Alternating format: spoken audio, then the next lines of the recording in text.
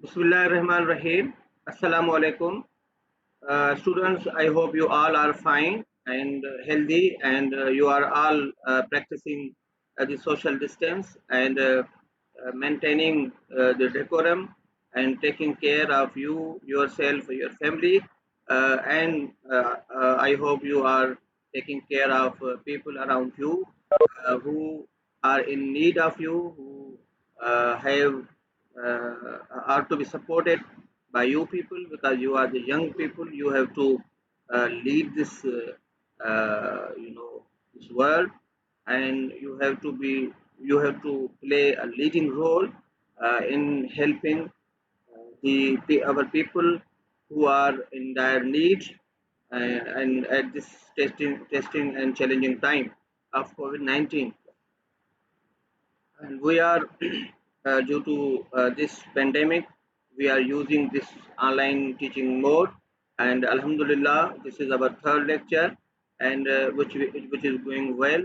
And I appreciate your interest, your patience, and your efforts, your motivation, and you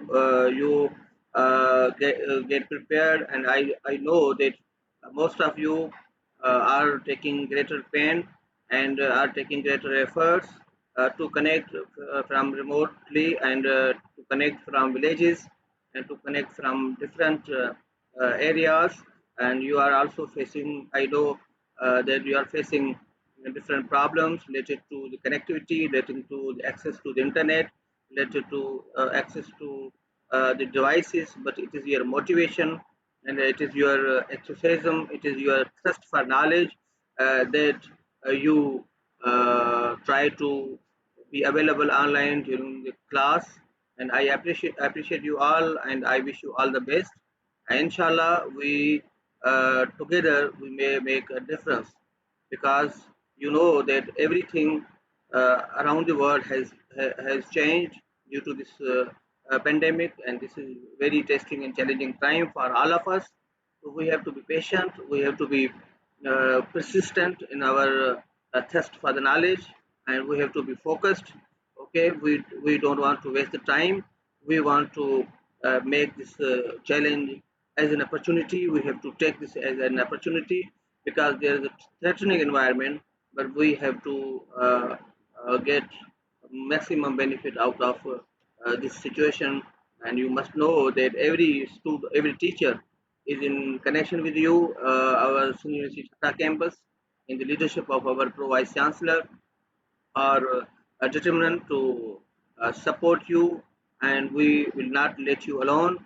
We will try to help you out in every thick and thin, and we will also take care of your uh, knowledge needs, your educational needs, and we will also support you and guide you and coach you. We are always available at a single click. Okay, you don't hesitate that you don't hesitate to contact us at any time. You can contact us, and we will try to help you out. Okay, so let us begin today's lecture, that is input demand. Okay, and that is the capital market and investment decision. So what is the capital? We have discussed in some previous lectures. Now we will discuss it in detail, inshallah, in today's lecture.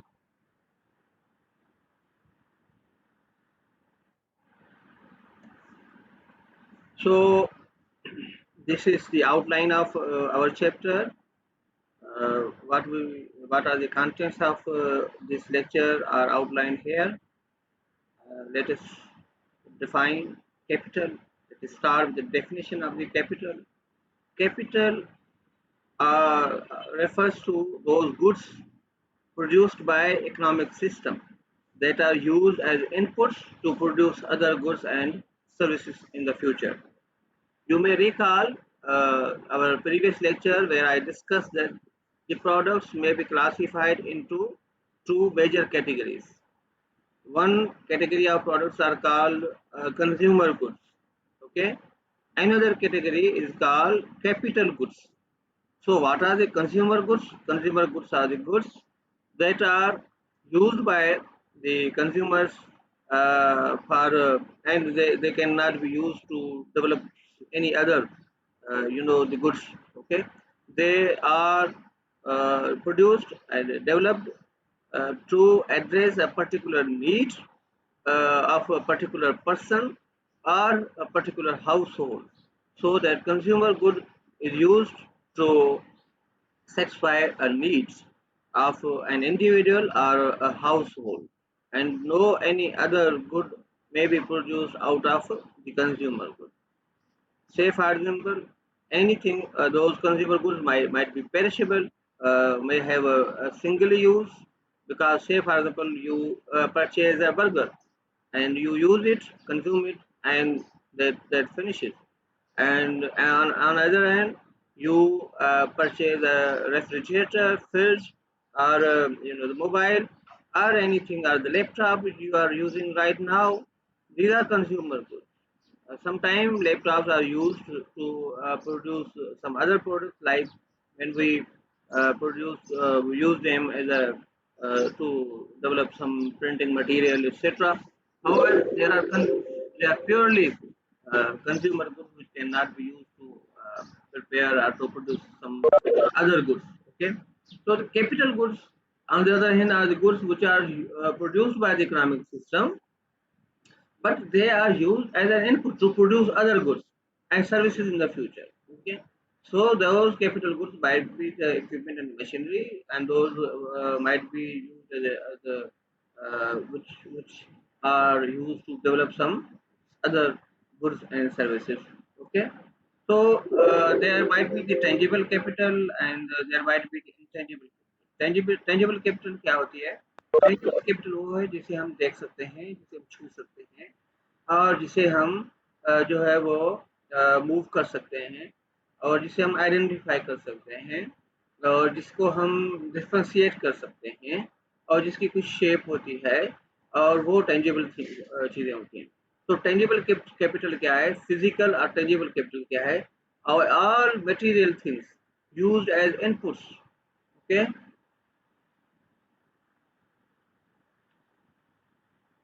all material things used as an input can in a production of future goods and services, right? So what are the tangible goods? Tangible goods are the material things used as inputs in the production of future goods and services. The major categories of the physical capital are non-residential structures, equipment, residential structures, and inventory, right? तो मतलब ये है कि जो अभी आप देखें कि फिजिकल गुड्स में कौन कौन, फिजिकल जो कैपिटल गुड्स है उसमें कौन कौन सी चीज़ें आ जाती हैं, जो मिसाल के तौर पर वो स्ट्रक्चर्स हैं जो नॉन रेजिडेंशियल।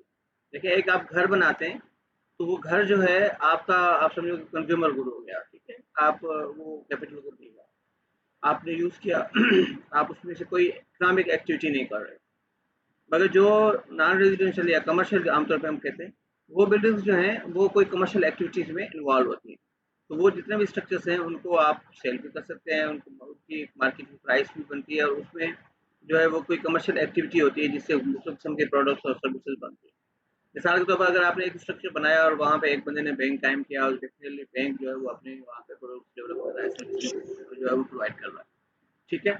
और दूसरी तरफ जो है कुछ ऐसी चीज़ें जो ड्यूरेबल इक्विपमेंट है, ठीक है। अब देखें, ड्यूरेबल इक्विपमेंट जो है वो हम क्या करते हैं कि हम उनको मुख्तलिफ चीज़ों का यूज़ करते हैं। मैंने रेफ्रिजरेटर की एग्जांपल दी, अगर एक लिहाज से वो कैपिटल गुड में आ जाए, फिजिकल कैपिटल गुड में, तो वो यूँ है कि आप वहाँ पे देखें, हमने पहले एक बात की थी यूटिलिटी की, तो टाइम यूटिलिटी होती है और प्लेस यूटिलिटी होती है। तो टाइम यूटिलिटी में क्या है, आप एक फूड जो आपने अभी बनाया तो वो फूड जो है आप फ्रिज में रख लेते हैं और हफ्ते के बाद उसे यूज करते हैं, ठीक है। अगर आप वो फ्रिज ना हो तो आपका फूड वो ज़ाया हो जाए। तो ये क्या है, एक टाइम यूटिलिटी की एग्जांपल है। क्या एक चीज़ आपने अभी बनाई, अभी आप कंज्यूम नहीं कर रहे, और उसको आपने तो आपने रख दिया, और वो जो है एक हफ्ते के बाद या 2 दिन के बाद या कुछ अरसे के बाद आप उसको यूज़ करते हैं। देखें, अभी कुर्बानी आ रही है, कुर्बानी का गोश्त लोगों ने 6-6 महीने तक रखा होता है। तो ये क्या है, टाइम यूटिलिटी, कि हम जो है वो एक चीज़ को मुअख्खर कर लेते हैं फ्यूचर टाइम पीरियड के लिए, इन कंजम्पशन जो है वो पोस्टपोन कर देते हैं, मुअख्खर कर देते हैं, ताकि हम फ्यूचर में उसको जो है वो हम कर सकें। सही है। और उसके अलावा क्या चीज़ें हैं, इन्वेंट्रीज भी है। ठीक है। अच्छा, कैपिटल गुड में कुछ ऐसी है जो सोशल कैपिटल है, जिस तरह इंफ्रास्ट्रक्चर। ठीक है। सोशल कैपिटल या इंफ्रास्ट्रक्चर क्या है? Capital that provide services to the public. Most social capital takes from forms of the public works, roads and bridges and public services etc. police and fire protection। ये भी एक किस्म का जो social capital है कि इंफ्रास्ट्रक्चर जो develop होता है। ठीक है। अब इंफ्रास्ट्रक्चर क्या है कि जो गवर्नमेंट की तरफ से प्रोवाइड हुआ होता है, और वो समझिए कि एक ऐसी चीज़ें हैं जिनसे लोग जो हैं वो बेनिफिट लेते हैं। ठीक है। अगर देखें आपने ब्रिज बनाई है तो वो ब्रिज जो है वो कितनी लोगों को बेनिफिट देती है। रोड जो है वो बने हुए हैं, वो कितना इकोनॉमी को, लोगों की जो है वो एक्टिविटी को, ट्रांजेक्शन्स को कितना सपोर्ट करते हैं। ठीक है। तो ये चीज़ें ऐसी हैं जो इंफ्रास्ट्रक्चर में आ जाती हैं। पुलिस सर्विसेज हैं, वो क्या करती हैं? पुलिस का क्या काम है? पुलिस का काम क्या होता है कि पुलिस जो है वो बुनियादी तौर पर किसी भी एक्टिविटी में या मतलब फाइनेंशियल या कमर्शियल या इकोनॉमिक एक्टिविटी में डायरेक्टली इन्वॉल्व तो नहीं होती, मगर वो क्या है कि वो हमें कौन सी सर्विस प्रोवाइड करते हैं? वो हमें लॉ एंड ऑर्डर जो है वो मेंटेन करके देते हैं। तो लॉ एंड ऑर्डर मेंटेन करने से क्या होता है कि वहाँ पे एक एनवायरनमेंट ऐसा क्रिएट होता है कि जिससे लोग जो है वो सेफली जो है वो अपनी इकोनॉमिक एक्टिविटी जो है जारी रखते हैं। ठीक है। तो ये एक किस्म का एक ऐसा इंफ्रास्ट्रक्चर है कि जिसमें जो सपोर्ट करता है। ठीक है। तो ये हम कहते हैं सोशल कैपिटल या एक डायमेंशन उसका है इंफ्रास्ट्रक्चर का। अब ये दो चीजें जो थी कैटेगरी, जिसमें हमने सोशल कैपिटल को देखा या फिजिकल टेंजिबल कैपिटल को देखा, ये बुनियादी तौर पर टेंजिबल चीजों में आ जाती हैं जो हमें नजर आते हैं। ठीक है। जो मतलब है कि ऑन ग्राउंड मौजूद होते हैं, एक अनडिनाएबल रियलिटी होती है। ठीक है। और जो इंटेंजिबल कैपिटल है वो क्या है? वो नॉन मटेरियल थिंग्स हैं that contribute to. Mohammad Faisal कौन है?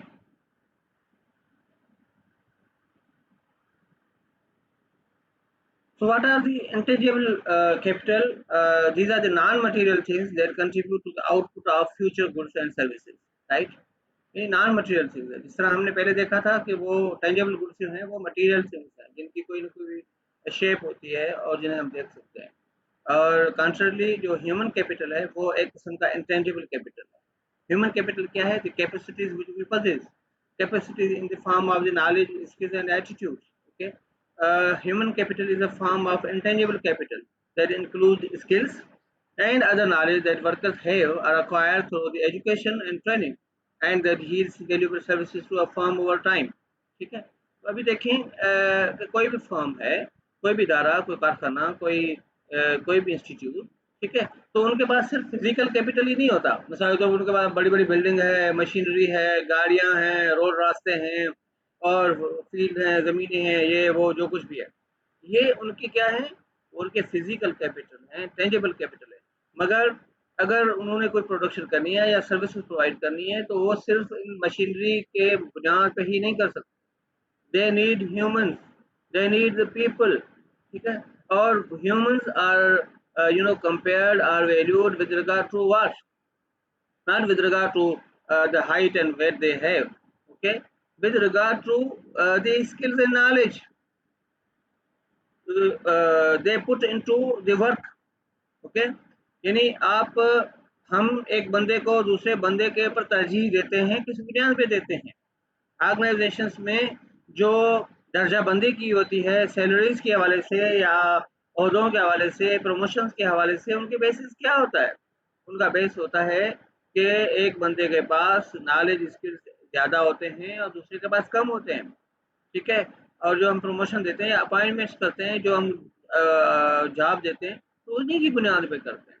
ठीक है। तो ये क्या है कि कलेक्टिव स्किल्स जो हैं किसी भी ऑर्गेनाइजेशन की, ह्यूमन रिसोर्सेज का, वो उस ऑर्गेनाइजेशन की ह्यूमन कैपिटल कहलाते हैं। ठीक है। वो एक किस्म का रिसोर्स कहलाते हैं। अगर आप देखें कोई भी इदारा, अगर हेल्थ सेक्टर को देखें, एजुकेशन सेक्टर को देखें, और किसी भी मैन्युफैक्चरिंग सेक्टर को देखें, और जो अच्छी अच्छी ब्रांड्स होती हैं जो आप जो लाइक करते हैं, तो वो कैसे बनते हैं? वो क्यों, वो किस तरह काम करते हैं? उनके पीछे कौन लोग होते हैं? ठीक है। एक डिज़ाइन आपको पसंद आती है तो उस डिज़ाइन के पीछे कौन था? ठीक है। उस डिज़ाइन के पीछे वो डिज़ाइनर्स थे, वो R&D का डिपार्टमेंट था और वो डिज़ाइन और डिपार्टमेंट के लोग थे जिन्होंने वो एक यूनिक डिज़ाइन आपके लिए बनाया और फिर वो लोग थे जिन्होंने आप तक पहुँचाया और उन्होंने जो है वो आपके सेंस आपके जो है वो नीड्स को आइडेंटिफ़ाई करते हुए और आपके एस्थेटिक सेंसेस को आइडेंटिफ़ाई करते हुए वो चीज़ें डेवलप की हैं। तो आप देखें कि मशीनरी जो है वो आइडल पड़ी हो अगर उनके पास जो है वो चलाने वाले लोग मौजूद ना हो। इस वक्त देखें हेल्थ सेक्टर में बहुत सी ऐसी मशीनरीज मौजूद हैं जिनको चलाने वाले लोग नहीं हैं। मिसाल के तौर पर कहीं कहीं किसी अस्पताल में जो है वो सिटी स्कैन मशीनें भी वहाँ पे पड़ी हुई है मगर वहाँ पे लोग नहीं है तो वो मशीनें खराब हो रही हैं। ठीक है, तो आप देखें कि मशीन का इटसेल्फ का होना डाई पार्टन है मगर वो काफ़ी नहीं है। ठीक है, उसके लिए जो हमें दूसरी कैपिटल चाहिए वो ह्यूमन कैपिटल है और ह्यूमन कैपिटल इंटेंजिबल है क्योंकि आप किसी बंदे की शक्ल देखकर जो है वो आइडेंटिफाई नहीं कर सकते कि इसमें स्किल्स कितने हैं, इसके नॉलेज कितनी है। हम नहीं कर सकते। क्यों नहीं कर सकते? कि वो हमें उसके स्किल्स नज़र नहीं आते। ठीक है, और नज़र कैसे आएंगे? नज़र उसके बिहेवियर में आएंगे जब वो बिहेवियर में कन्वर्ट होगा। जब एक बंदे के पास स्किल्स मौजूद हैं, नॉलेज मौजूद है मगर उसको जब वो अप्लाई करेगा, एक्शन करेगा और उसके रिजल्ट सामने आएंगे तो हमें नज़र आएगा कि इस बंदे ने काम किया, बड़ा अच्छा किया।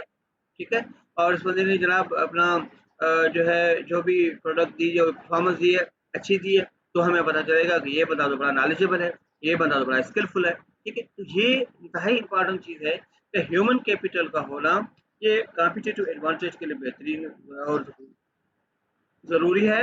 और यही चीज़ है कि जो एक रिसोर्स कहलाता है और ये इंटेंजिबल रिसोर्स है, इंटेंजिबल कैपिटल। ठीक है, तो दो फॉर्म्स हो गए कैपिटल के, टेंजिबल कैपिटल और इंटेंजिबल कैपिटल। टेंजिबल कैपिटल में दो चीज़ें हैं और वो सारी जो है वो चीज़ें जो फिजिकल रिसोर्सेज, जो मटेरियल थिंग्स, जो कि जिनको हम देख सकते हैं, जो ड्यूरेबल हैं और जो जिसमें मिसाल के तौर पर रेजिडेंशियल और नॉन रेजिडेंशियल स्ट्रक्चर्स आ जाते हैं जिनमें जो है वो मुख्तलिफ किस्म के ड्यूरेबल गुड्स आ जाते हैं।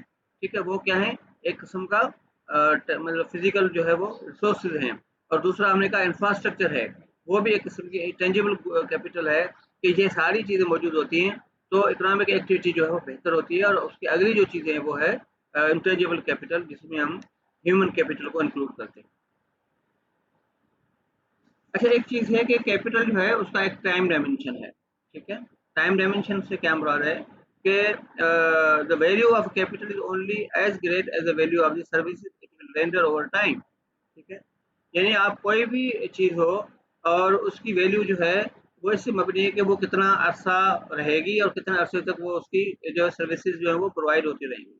ठीक है, आप देखें कि आप जो है वो कोई भी अगर चीज़ खरीदते हैं तो आप उसको देखें कि उसकी टाइम डायमेंशन और ड्यूरेबिलिटी जो है वो ज़रूर देखते हैं। मिसाल के तौर पर अगर आप जो है वो सोलर सिस्टम में खरीदना चाहते हैं, उसके लिए जो है बैटरीज वगैरह खरीदना चाहते हैं तो आप देखते हैं कि ये कितना अरसे तक उसका बैकअप होगा। ठीक है, और अगर कोई भी आप प्रोडक्ट खरीदते हैं या कोई भी मशीनरी खरीदते हैं तो उसका भी आपने ये देखना है कि उसकी डेप्रिसिएशन लेवल पीरियड कितना होगा और कितने अरसे तक जो है वो अपने अपनी परफॉर्मेंस जो है वो दिखाते रहेगी। ठीक है, तो ये एक टाइम डायमेंशन है जिसको देखते हैं। तो कैपिटल को हमने मेजर कैसे करना है तो एक चीज़ देखें कि एक टर्म यूज होती है कि capital stock. For a single firm current market value of the firms plant equipment inventories and intangible assets are called capital stock. ठीक है, यानी कि कोई भी जो है किसी फर्म का अगर हमने कैपिटल मेजर करना है तो उसमें हमें ये देखना है कि उनकी उनके पास जितनी भी चीज़ें मौजूद हैं वो टेंजिबल या इंटेंजिबल चीज़ें मौजूद हैं। मिसाल के तौर पर जो प्लांट है, जो इक्विपमेंट है, जो इन्वेंट्री है, इंटेंजिबल एसेट्स में हम ये कहते हैं कि ह्यूमन कैपिटल है। ठीक है, उसके अलावा उसकी पेटेंटिंग है, उसकी ब्रांडिंग है, उसके लोगो है और उसकी मार्केट की वैल्यू है और उसको कहते हैं गुडविल है। ये सारी चीज़ें जो है जो वो इंटेंजिबल एसेट्स में आ जाती हैं। ठीक है, यानी ये ज़रूरी नहीं है कि सिर्फ कंपनी जो है वो सिर्फ ह्यूमन कैपिटल पर ही जो है वो हो। तो ह्यूमन कैपिटल एक अरसे तक जब सर्विसेज प्रोवाइड कर रहे होते हैं तो उससे एक और चीज़ डेवलप हो रही होती है, वो है मार्केट की रेपुटेशन। ठीक है, मार्केट में और मार्केट रेपुटेशन बनती है एक फर्म की। तो मार्केट रेपुटेशन जो है उससे एक गुडविल जनरेट होती है। गुडविल क्या है कि लोग जो हैं, लोगों का एक पॉजिटिव व्यू जो है किसी फर्म के बारे में, और वो उनका पॉजिटिव व्यू जो है जितना पॉजिटिव व्यू ज़्यादा होगा इस तरह जो है वो जो लाइकली मतलब विलिंगनेस होगी लोगों की वो ज़्यादा होगी कि they will be willing to purchase from that firm in future, ठीक है। तो उनका एक आप समझें कि कंज्यूमर कैपिटल बनेगा, ठीक है, कस्टमर कैपिटल एक उनका डेवलप होगा, ठीक है, और कस्टमर इक्विटी डेवलप होगी, ये भी एक किस्म की चीज़ जो है वो डेवलप होगी, जिससे लोग जो हैं उसके साथ लॉयल कस्टमर डेवलप होते हैं। तो ये भी इंटेंजिबल एसेट्स हैं जो गुडविल की सूरत में आते हैं। या अगर किसी कंपनी ने कोई इन्वेंशन की हुई है, फर्म ने कोई नई चीज़ बनाई हुई है, तो उसका एक पेटेंट लेते हैं। पेटेंट क्या है? एक लीगल राइट है किसी भी जो है वो चीज़ को यूज़ करना और उसके सेल करने के लिए, इसके कमर्शियल राइट्स जो है वो हासिल होते हैं। मिसाल के तौर पर अगर माइक्रोसॉफ्ट ने विंडोज़ जो है वो उनके कॉपी राइट्स उसके पास हैं, पेटेंट उसके पास है, या कोई और चीज़ें जो आप एक नई चीज़ बनाते हैं तो उसका आप एक पेटेंट जो है डेवलप करते हैं, ठीक है। तो वो पेटेंट जो है जब आपका रजिस्टर्ड हो जाता है तो वो फिर उसी तरह की कोई चीज़ जो कोई और नहीं बना सकता, ठीक है। ये इंतहाई जो है वो एक इम्पॉर्टेंट चीज़ होती है। Let us review our section. Sorry. Which are the following is the best measure of the capital stock of a business firm? ठीक है, book value of the company and its book, ठीक है, historic value are the trend in value added to a company over its history, current market value, the value of company's capital stock in the market today. All of the above are equally accurate measures of the capital stock of a firm. Book value क्या होती है? कि book value वो value है जो कि हमारे registers पर लिखी होती है, ठीक है। यानी हमारा हमने जो इक्विपमेंट खरीदा और at the time of the purchase what was its price and which we write on the vouchers and which we write on the inventory, which we write on the registers, ठीक है, ledgers, तो वो उसकी book value होती है, ठीक है। और एक हिस्टोरिक वैल्यू है या ट्रेंड है जिसमें जो है वो वैल्यू एडेड जो एक्टिविटीज जो है वो इंक्लूड होती है ओवर इट्स हिस्ट्री। तो एक है करंट मार्केट वैल्यू, ठीक है, और value of the company capital stock in the market today. अगर हम आज वो चीज़ें बेचें तो हमें जो है उससे क्या मिलेगा? तो इसका जो जवाब है वो सी है, क्योंकि आपने पहले देख लिया था इसलिए मैंने खुद बता दिया कि वो सी इसलिए है कि अभी हम देखेंगे कोई भी अगर हम किसी को कहें कैपिटल स्टॉक क्या है, अगर आप फर्म को बेचें, ठीक है, उस फर्म को अगर आप मर्ज करें, अगर उस फर्म को आप जो है वो सेल करें, तो उस फर्म के लिए उसकी जो है कोई बंदा आपकी बुक वैल्यू को नहीं देखेगा, उसकी करंट मार्केट वैल्यू को देखेगा। वो बुक वैल्यू से ज़्यादा भी हो सकती है, बुक वैल्यू से कम भी हो सकती है, ठीक है।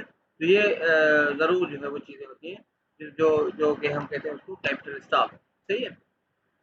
अगली हम बात करते हैं कि जिस तरह हमने बात की थी कि बुक वैल्यू से कोई चीज़ जो है वो कम भी हो सकती है और ज़्यादा भी हो सकती है। तो इसकी वजह ये है कि बाज़ औक़ात कुछ चीज़ों की जो है कीमतें वक़्त के साथ बढ़ती हैं और बाज़ औक़ात कुछ चीज़ों की कीमतें वक़्त के साथ कम होती हैं। मिसाल के तौर पर लैंड जो है उसकी कोई डेप्रिसिएशन नहीं होती और लैंड जो है वो आमतौर पर जो है उसकी कीमतें जो है वो बाज़ औक़ात वक़्त के साथ बढ़ती रहती हैं, ठीक है। और कुछ इक्विपमेंट है, मशीनरी है, उसकी कीमतें वक़्त के साथ कम हो जाती हैं और क्योंकि उसकी जो प्रोडक्टिविटी है वो डिक्रीज़ हो जाती है, ठीक है। और उसकी वैल्यू जो है वो डिक्रीज़ हो जाती है और उसके सब रीज़न्स होते हैं। एक तो उसकी फंक्शनैलिटी कम हो जाती है और उसकी जो प्रोडक्टिविटी है वो डिक्रीज़ हो जाती है। और दूसरी बात ये भी हो सकती है कि वो बाज़ औक़ात जो है कुछ इक्विपमेंट जो है, कुछ चीज़ें जो हैं वो मतलब है कि आप समझिए कि उसके न्यू सब्स्टिट्यूट आ जाते हैं या वो ऑब्सोलीट हो जाती हैं और उसके लिए उसके न्यू अपडेटेड चीज़ें आ जाती हैं। मिसाल के तौर पर अगर आपने एक लैपटॉप या मोबाइल फ़ोन आज खरीदते हैं, तो अगर आज आपको 50,000 में मिलता है, तो वो 5 साल के बाद या 2 साल के बाद वो 50,000 का नहीं होगा, ठीक है, उससे कम का ही होगा। सही है, क्योंकि उसकी कीमत जो है वो क्या हो जाती है, डिक्रीज़ हो जाती है। आप कहें जी ये अभी मोबाइल फ़ोन जो है मैंने जो है वो इतने में लिया था, तो आप मुझे अभी इसकी इतनी कीमत जो है वो अदा करें, तो ऐसे नहीं होता। इसकी वजह क्या है कि इसकी कीमतें जो है वो डेप्रिसिएट होती हैं और उसकी प्रोडक्ट जो है वो उसकी वैल्यू जो है वो डिक्रीज़ होती है, सही है। और कुछ चीज़ें ऐसी हैं जिनकी इंक्रीज़ भी हो सकती है। तो जो और एक इसी वजह से अकाउंटेंट्स क्या करते हैं, कोई इक्विपमेंट खरीदते हैं तो उसको पहले तो वो चेक करते हैं कि इसकी जो है वो टोटल प्राइस क्या है और इसकी टोटल लाइफ क्या होगी, ठीक है, उसकी एक लाइफ की असेसमेंट करते हैं। मिसाल के तौर पर एक मशीन जो है उन्होंने खरीदी है या एक इक्विपमेंट उन्होंने खरीदा है, वो 5 साल तक चलता है। उनको पता है 5 साल तक जो है ये अपनी अच्छी जो है वो कारकर्दगी दिखाएगा और इसकी लाइफ 5 साल होगी। 5 साल के बाद जो है वो हम इसको डिस्कार्ड कर दें, सही है। तो आप देखें अगर वो इक्विपमेंट उन्होंने खरीद किया एक 100,000 या 1,20,000 में, ठीक है, 1,20,000 में उन्होंने खरीदा। मगर एक चीज़ देखिए कि हर चीज़ जो है वो कभी भी मटेरियल जो है वो 100% ख़त्म नहीं होता, उसकी वैल्यू जो है वो बिल्कुल ज़ीरो नहीं होती, ठीक है? यानी अगर आप घर में आपके जो आपने रद्दी की चीज़ें बेच देते हैं ना, उनकी भी कोई ना कोई वैल्यू होती है।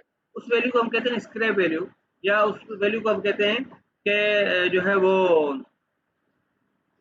उस वैल्यू को हम क्या कहते हैं, उस वो हम कहते हैं जी कि उसकी जो है या स्क्रैप वैल्यू आप कह दें, या उनकी रेजिडुअल वैल्यू अकाउंटिंग के टर्म में हम कहते हैं।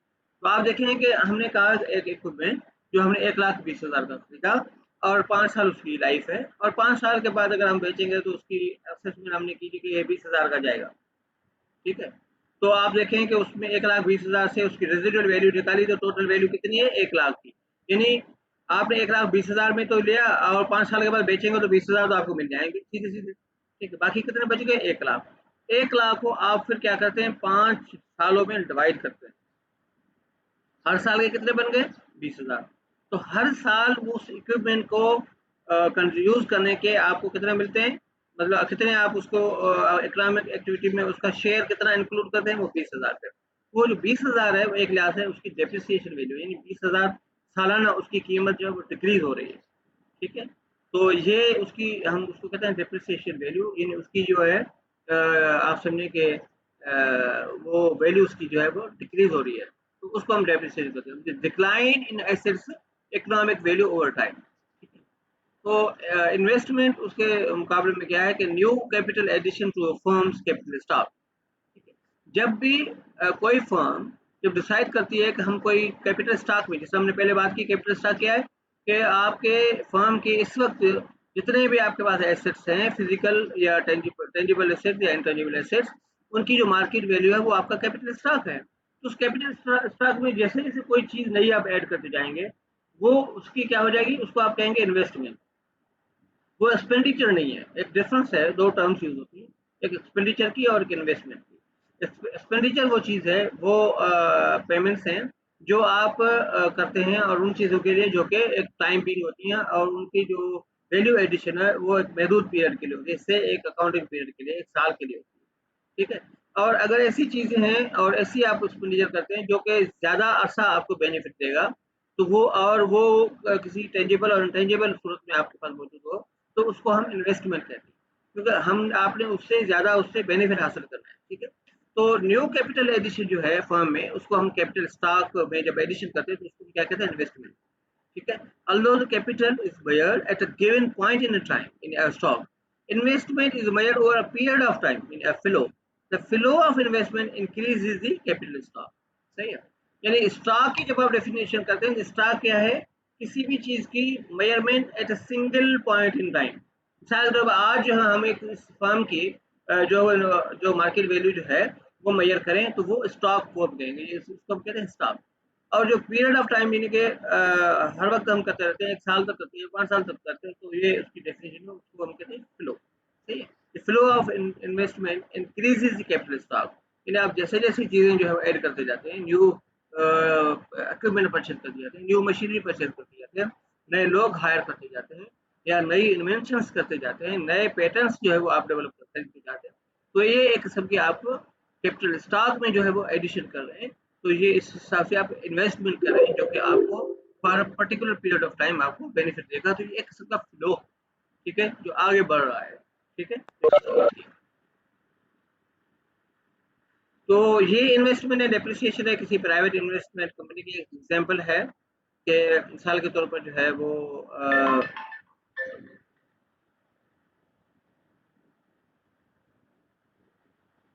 इसको आप देख लीजिएगा कि क्या है, नॉन रेजिडेंशियल स्ट्रक्चर उसके पास इतने हैं, इक्विपमेंट हिसाब से इतने हैं, और अगर प्राइवेट इन्वेंट्री में जो चेंज आती है वो इतनी है, रेजिडेंशियल स्ट्रक्चर उसके पास इतने हैं, ठीक है? और फिर क्या है कि क्या नाम है, टोटल जो ग्रास प्राइवेट इन्वेस्टमेंट उतने बन गए, डेप्रिसिएशन स्टेटमेंट।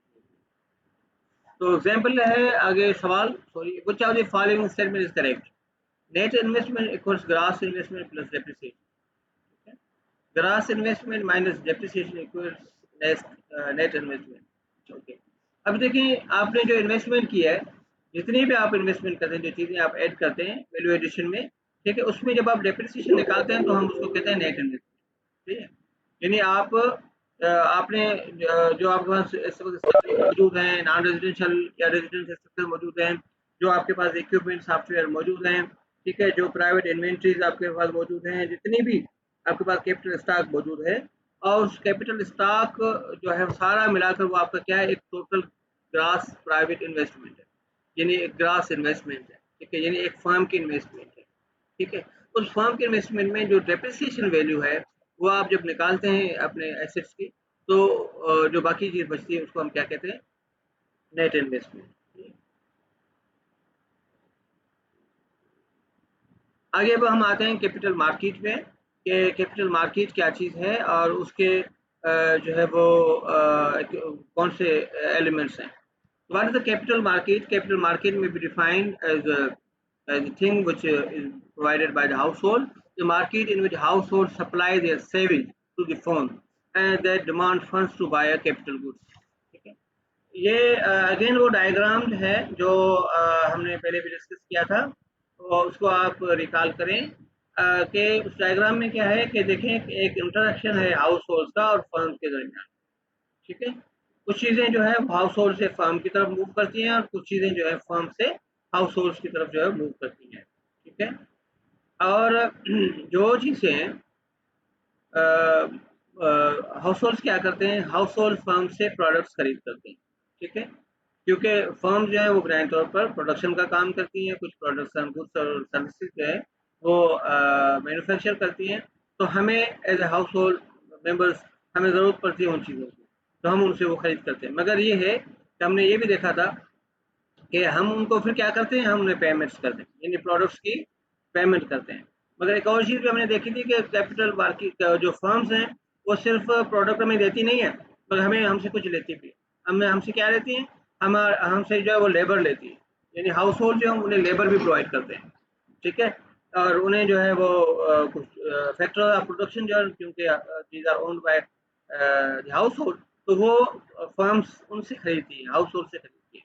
ठीक है, तो लेबर जब उन्हें प्रोवाइड करती हैं तो लेबर के मुकाबले में उन्हें पेमेंट क्या देती हैं, वेजेस पेमेंट करती हैं।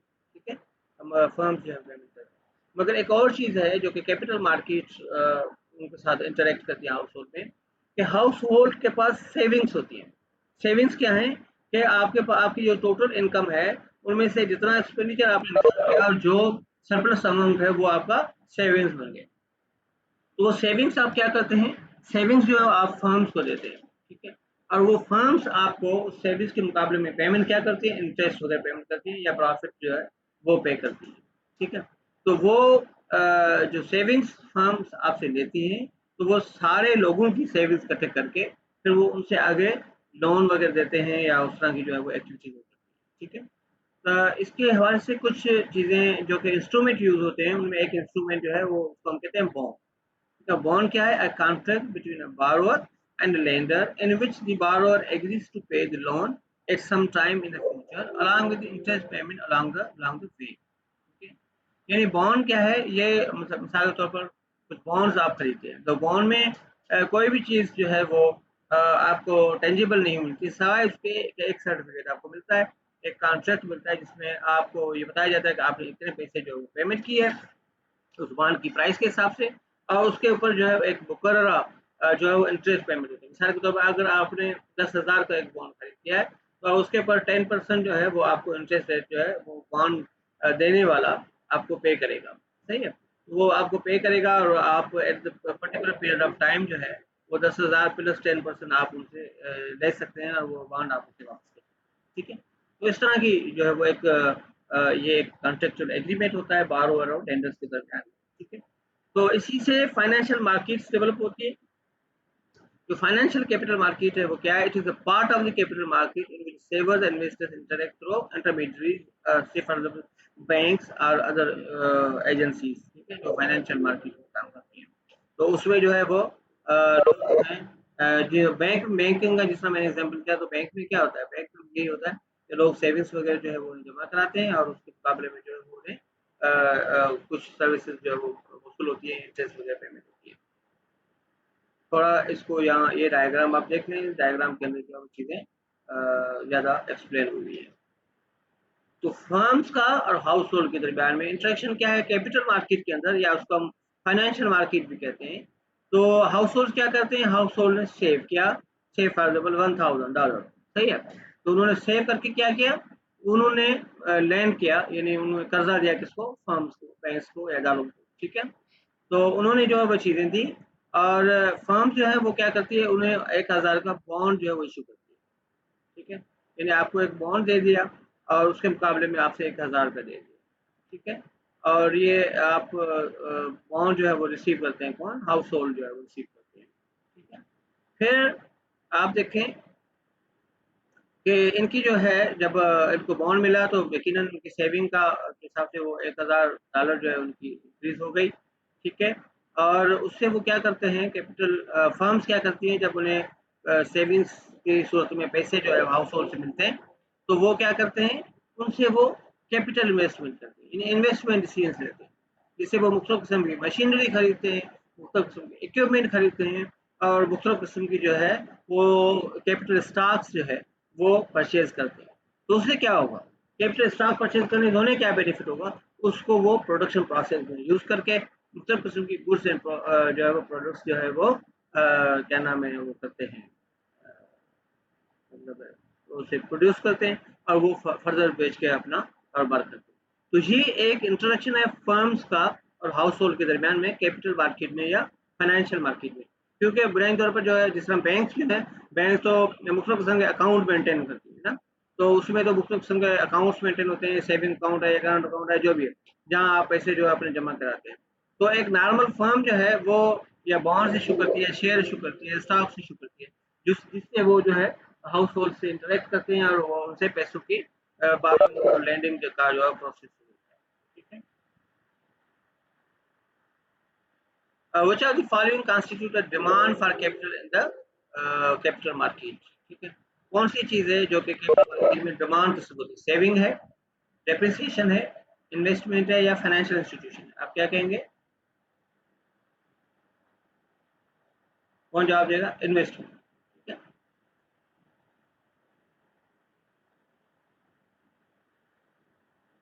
ओके, हम अभी आते हैं कि कैपिटल इनकम पर।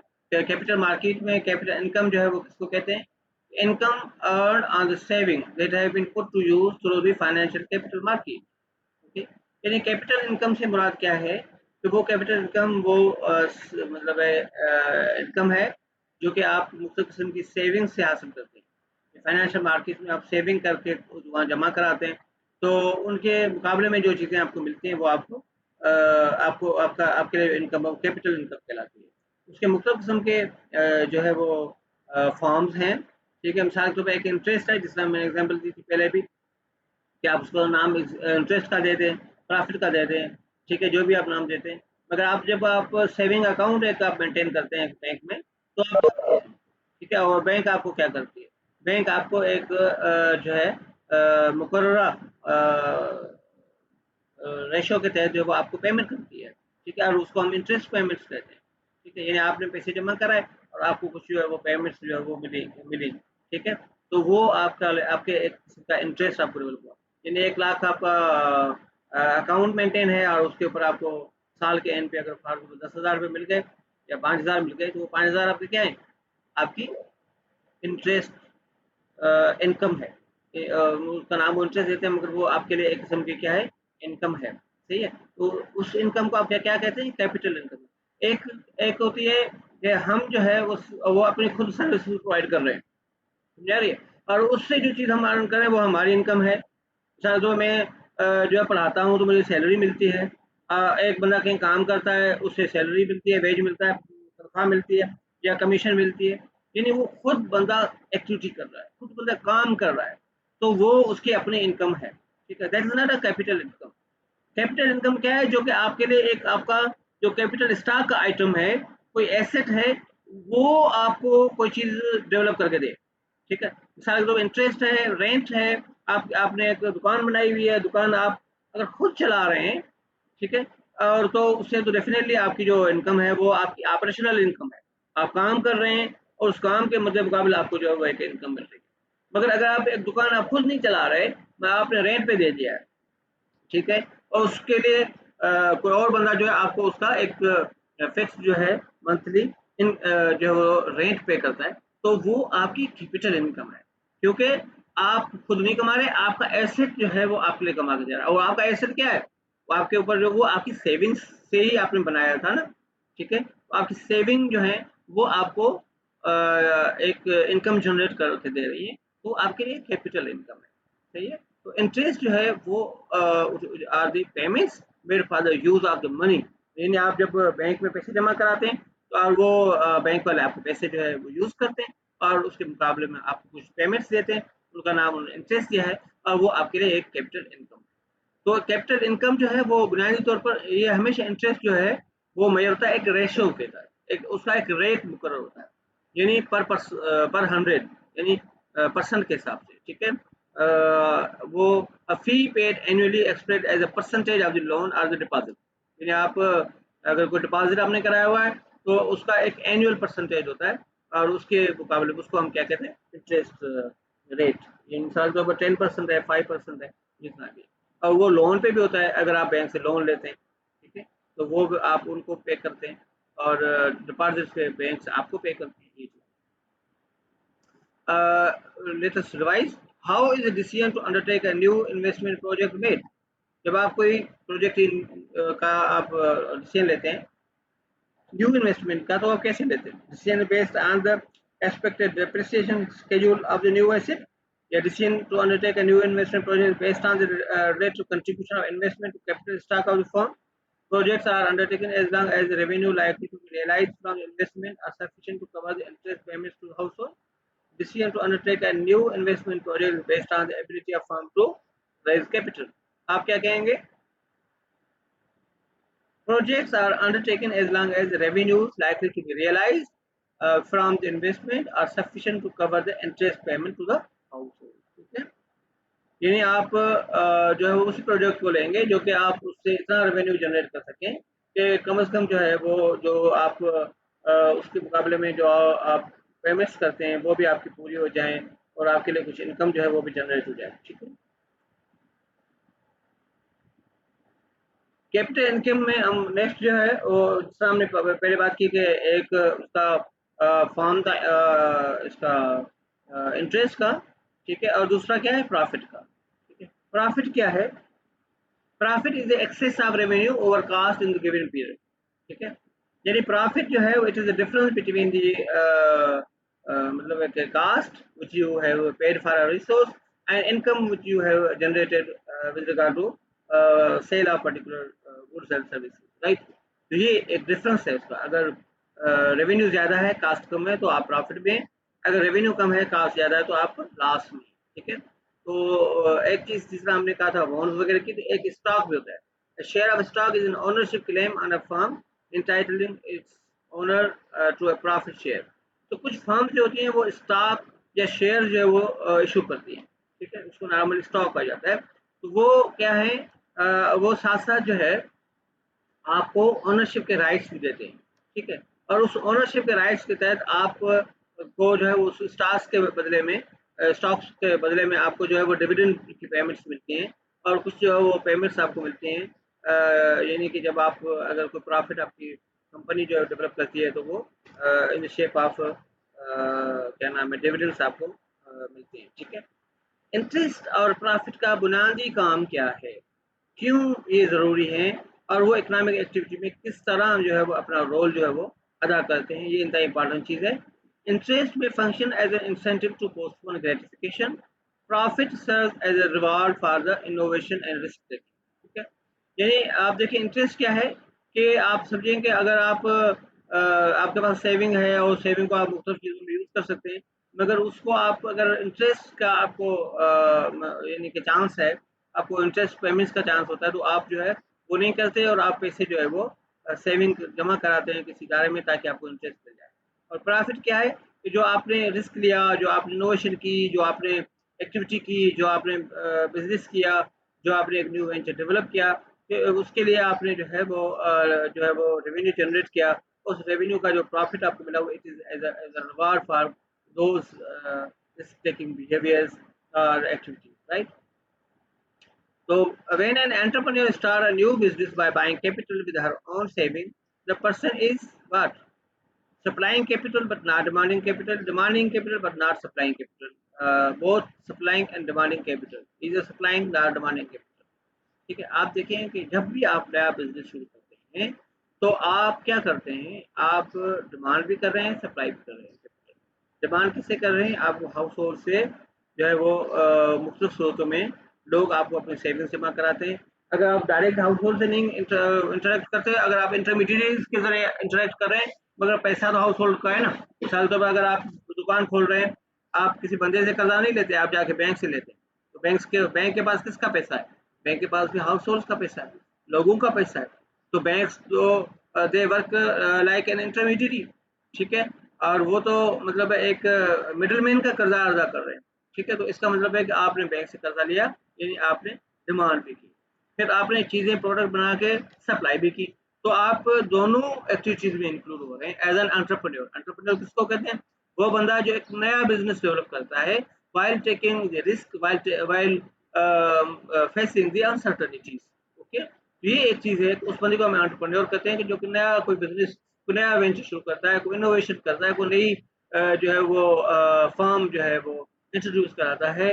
तो इस तरह का जब काम एक बंदा बिजनेस करता है तो डेफिनेटली उसके रिस्क भी वो फेस करता है और वो अनसर्टेनिटी भी फेस करता है। तो अगर आप नया बिजनेस डेवलप कर रहे हैं तो आप अपने तौर पर जो है वो ये नहीं कर रहे हैं कि आप किसी के साथ इंटरेक्ट नहीं कर रहे, कोई चीज डिमांड या सप्लाई नहीं करे कैपिटल के जो पर्सपेक्टिव में। Definitely you need a capital, okay. You need a capital, it means you need loan, you need something from other people, ठीक है। You need capital in the form of not only money but in the form of experience और in the form of the labour और in the form of the skills, knowledge, human capital पे आप ले रहे हैं ना। तो आप सिर्फ पैसों की बात ना करें तो ये बैंक से आपने लोन लिया तो ठीक है। अगर आप एक बंदा कहे कि मेरे पास, मैं 10 लाख का बिजनेस शुरू कर रहा हूँ, पैसे मेरे पास अपने में, बैंक से लोन वोन नहीं ले रहा हूँ, मगर क्या वो खुद सारे काम खुद करेगा? ठीक है, हो सकता है वो मैनेजर रखे, हो सकता है मैनेजर खुद हो तो अकाउंटेंट रखे, अकाउंटेंट खुद हो तो सेल्समैन रखे, ठीक है। कोई ना कोई तो वो बंदों को हायर करेगा ना। तो वो जब बंदों को हायर करेगा तो इसका मतलब है कौन सी कैपिटल वो डेवलप कर रहा है या डिमांड कर रहा है, कोई बताएगा? अभी हमने जो है वो कैपिटल्स की डेफिनेशन या वो पढ़ी है। तो कोई बताएगा कि अगर एक बंदा जो है वो बिजनेस कर रहा है कि वो सबसे जो है पैसा उसका अपना यूज कर रहा है, मगर लेबर जो है सप्लाई कर रहा है, तो वो कौन सी कैपिटल डिमांड कर रहा है, कौन बताएगा? क्या भाई इसमें ये है क्या? जिसने भी बोलना है वो अपना हैंड रेज करे। जी अंजलिना, आप बोले पहले, ऊपर आपका नाम है। आपको सवाल समझ में आया? मैंने पूछा कि समझ में नहीं आया। वो नया बिजनेस जो है वो खोल रहा है। जी आफाक, आप बता रहे हैं कुछ? सवाल समझ में नहीं आ रहा था। आवाज समझ में नहीं आ रहा था जब मैंने पूछा तो आपकी तो आवाज नहीं। मेरी बात सुन ले कि देखें, एक एंटरप्रेन्योर है, नया बिजनेस खोल रहा है, सही है। नया बिजनेस जब वो खोल रहा है तो हमने पहले सवाल था कि आया वो कैपिटल सप्लाई करेगा या डिमांड करेगा। हमने कहा ये डिमांड भी करेगा, सप्लाई भी करेगा, ठीक है। और मिसाल के तौर पर अगर उस बंदे के पास जो है पैसा अपना है, 10 लाख का उसने बिजनेस शुरू किया, पैसा उसका अपना है, यानी बैंक से उसने पैसा नहीं लिया, मगर उसने कुछ लोग हायर किए बिजनेस के लिए, कुछ लेबर हायर की, कुछ मैनेजर्स हायर किए। तो इसका मतलब ये है कि वो कैपिटल उसने डिमांड की, ठीक है। मगर उसने कौन सी कैपिटल डिमांड की? अभी आपने कैपिटल की मुख्तलिफ किस्में पढ़ के आए थे ना ऊपर, तो उसमें बताएं कि इसने कौन सी कैपिटल जो है वो डिमांड की? ह्यूमन कैपिटल डिमांड की थी। जी, human capital. Human capital, good. Afaq ने जवाब दिया, वेल डन। तो ह्यूमन कैपिटल उसने डिमांड की है, सही है। और यानी कि आप जरूरी नहीं है, मतलब आप ये नहीं है कि आप कहें कि मैं, मुझे किसी भी कैपिटल की जरूरत नहीं पड़ती, वो इंतहाई जो है वो इतना आसान नहीं है, ठीक है। आपको किसी न किसी सूरत में जब अगर आप बिजनेस डेवलप करते हैं थोड़े से लार्जर स्केल पे, तो आपको जो है वो कैपिटल डिमांड भी करनी है और कैपिटल सप्लाई भी करनी है। सप्लाई क्या है? In the shape of the products and services, right.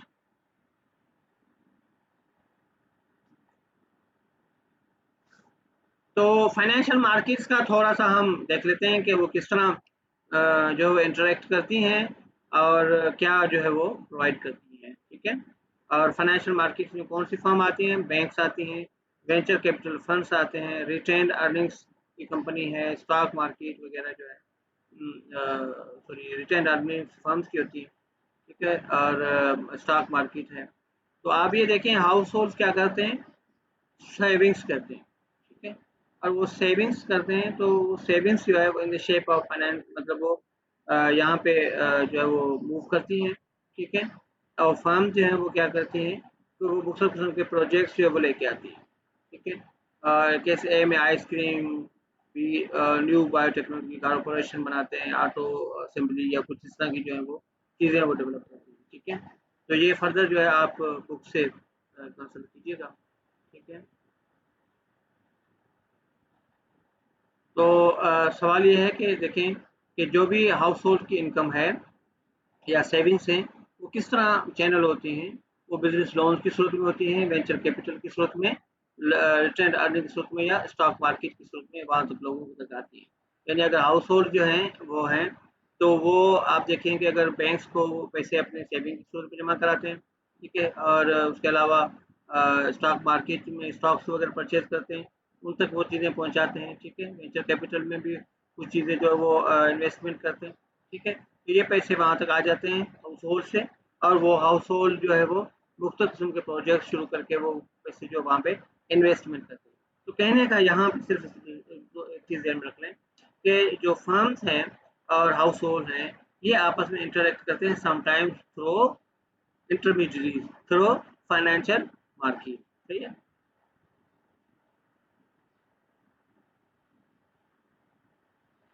एक और जो एस्पेक्ट है कैपिटल मार्केट का, वो मॉर्टगेज का। हम इसको डिस्कस नहीं करते क्योंकि हमारे यहाँ उतना ज़्यादा उसका वो नहीं है, ठीक है? कैपिटल मार्केट क्या है? कैपिटल एक्यूमुलेशन एंड एलोकेशन, ठीक है? कैपिटल मार्केट में in modern industrial societies investment decision in capital production decision are made primarily by the firms. Household decide how much to save, and in the long run, savings limit are constant amount of investment the firm can undertake. Capital market exists to direct savings into a profitable investment projects. ठीक है? तो बुनियादी तौर पर जो industrial society में होता क्या है कि आप देखें कि जो हाउस होल्ड है, जिसने मैंने पहले भी बात की कि वो सेविंग्स करते हैं, और वो सेविंग्स जो हैं वो शॉर्ट रन भी हो सकती हैं, लॉन्ग रन भी हो सकती हैं। और बेसिकली सेविंग्स जो हैं, अगर वो लॉन्ग रन सेविंग्स जो हैं वो क्या करती हैं कि वो लॉन्ग रन सेविंग्स जो है वो फर्म्स तक मूव हो जाती हैं, और वो फर्म्स तक ट्रांसफ़र हो जाती हैं with the help of the intermediaries like the banks and other financial institutes, ठीक है? तो वो कैपिटल मार्केट जो है वो उनको चैनलाइज करती है, उस सेविंग्स को क्या करती है, चैनलाइज करती है। और ये हाउस होल्ड्स को और उन फर्म्स को, देखें कुछ लोग ऐसे हैं जो कि डिमांड कर रहे हैं, कुछ लोग ऐसे हैं जो कि सप्लाई कर रहे हैं। तो आप ये क्या समझते हैं कि जो फाइनेंशियल मार्केट है, कैपिटल मार्केट है, उसमें डिमांड कौन कर रहा है, सप्लाई कौन कर रहा है? उसमें डिमांड जो है फर्म्स कर रहे हैं, ठीक है? और सप्लाई कौन कर रहा है, हाउस होल्ड्स कर रहे हैं। और उसके दरमियान में बैंक्स का क्या काम है, बैंक्स का काम है इन दोनों को लिंकअप करना, ठीक है? उन दोनों को चैनलाइज करना, उनको जो है वो उनको इंटरेक्ट कराना, ठीक है? और क्योंकि वो फिर एक लिहाज से उनकी सेविंग जो वो पाइल अप भी करती है बैंक, ठीक है? क्योंकि एक बंदे को 1 करोड़ चाहिए, मगर वो 1 करोड़ जो है एक बंदा तो सेव नहीं करता, तो फिर वो 1 करोड़ रुपये जो है वो मुख्तलिफ लोगों के सेविंग्स को जमा करके बैंक्स पाइल अप करके जो है वो अगले लोगों तक पहुंचाती है, ठीक है? ये इनका इम्पोर्टेंट चीज़ है।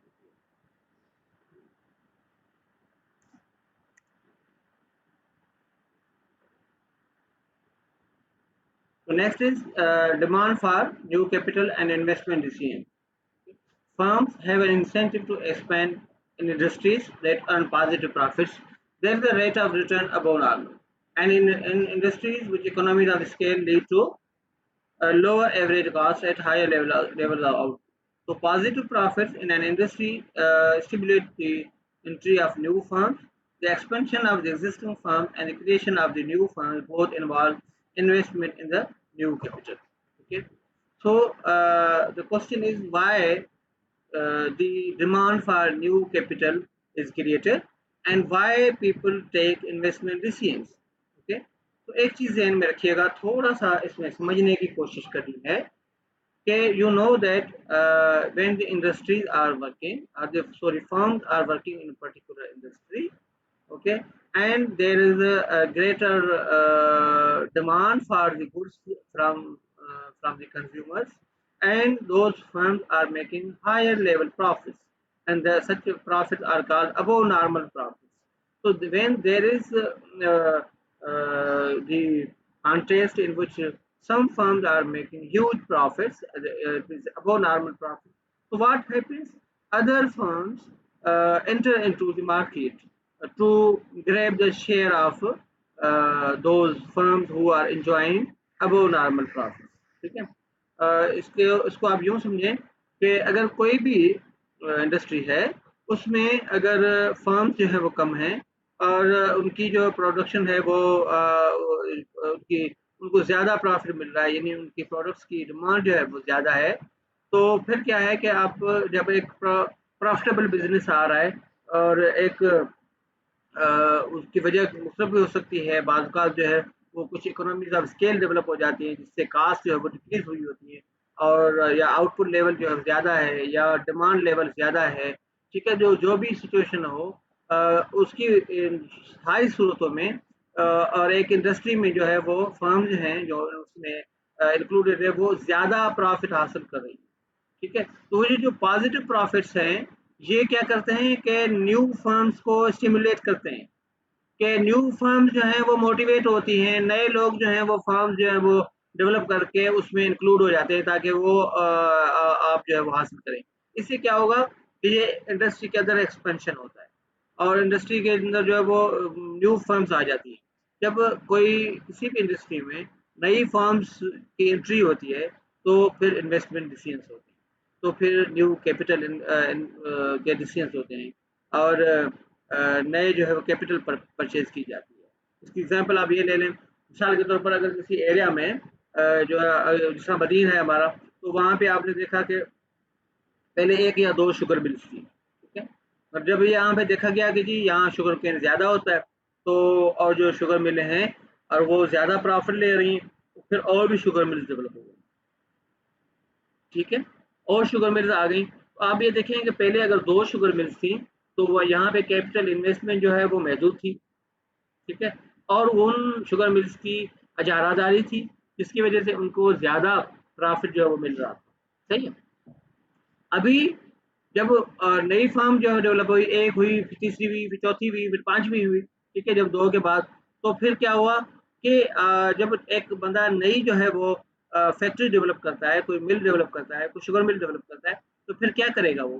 कैपिटल इन्वेस्टमेंट करेगा, यानी कैपिटल इन्वेस्टमेंट से मुराद क्या है? वो न्यू मशीनरी में इन्वेस्टमेंट करेगा और नया जो है वो कमर्शियल और रेजिडेंशियल और नॉन रेजिडेंशियल स्ट्रक्चर्स डेवलप करेगा, ठीक है? वो रोड बनाएगा, रास्ते बनाएगा, वो जो है लोगों को हायर करेगा, ठीक है? लेबर को हायर करेगा, मैनेजमेंट को हायर करेगा, टेक्निकल एक्सपर्ट्स को हायर करेगा, ठीक है? गाड़ियाँ खरीदेगा, इस तरह की चीज़ें करेगा। तो ये सारी चीज़ें जब एक फर्म को बनाने के लिए आप खरीद करते हैं, तो उसको क्या कहते हैं? ये कैपिटल इन्वेस्टमेंट, ठीक है?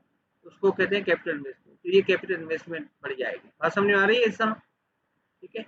कि न्यू कैपिटल की डिमांड किस तरह होती है या इन्वेस्टमेंट डिसीजन किस तरह डेवलप होते हैं?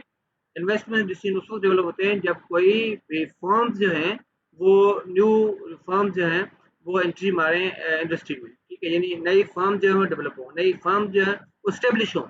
नई फर्म्स क्यों स्टेब्लिश होती हैं? उनके पीछे क्या साइंस है? उनके पीछे साइंस है थ्रस्ट फॉर प्रॉफिट, ठीक है? जब वो तभी एंट्री होगी जब कोई जो अवेलेबल फर्म्स है वो ज़्यादा प्रॉफिट हासिल करेंगे।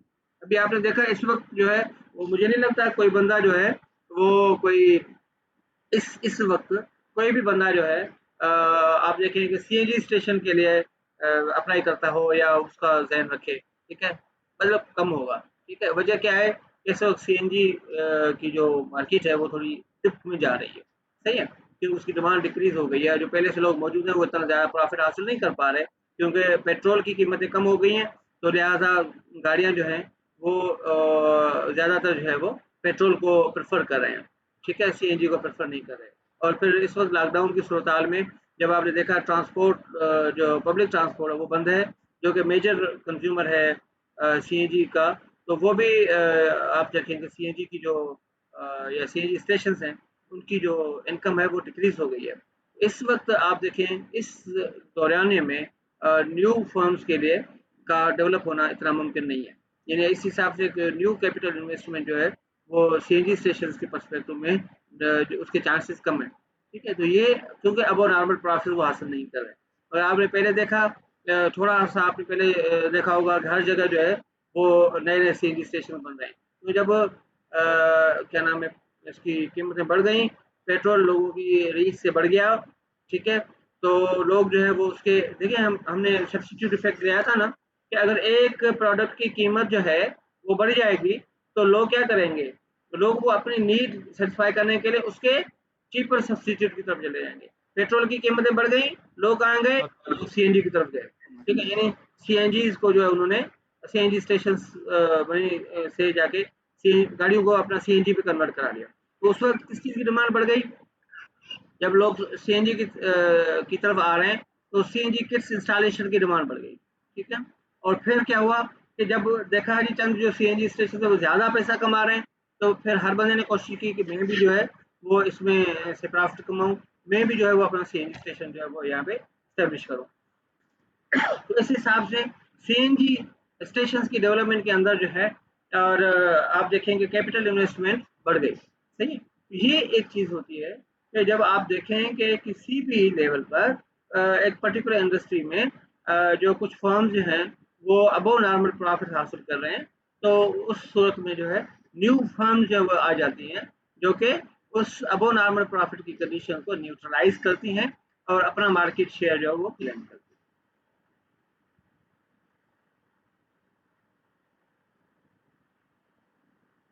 आगे हम देखते हैं कि जी बेनिफिट्स जो है वो क्या हैं इन्वेस्टमेंट के।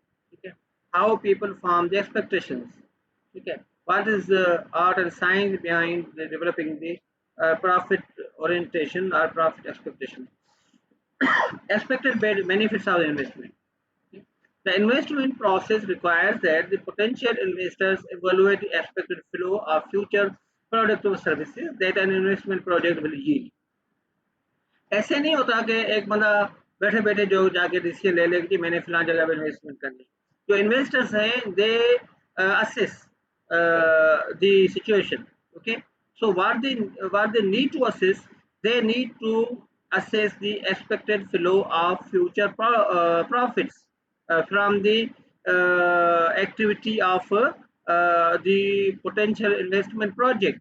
ठीक है, कि जी अगर हम किसी एक्टिविटी में इंक्लूड हों या कोई नया हम प्रोजेक्ट जो स्टार्ट करें, तो वो उस प्रोजेक्ट का फ्यूचर में हमारे लिए क्या प्रॉस्पेक्ट्स हैं प्रॉफिट के। ठीक है, अगर एक प्रोजेक्ट ऐसा है जो कि उनको जो है वो जो उन्होंने इन्वेस्टमेंट की है एक शॉर्टेस्ट टाइम पीरियड में वो इन्वेस्टमेंट वापस कर करेगा, यानी वो उसको हम इस ऐसी कंडीशन को ब्रेक इवन कहते हैं।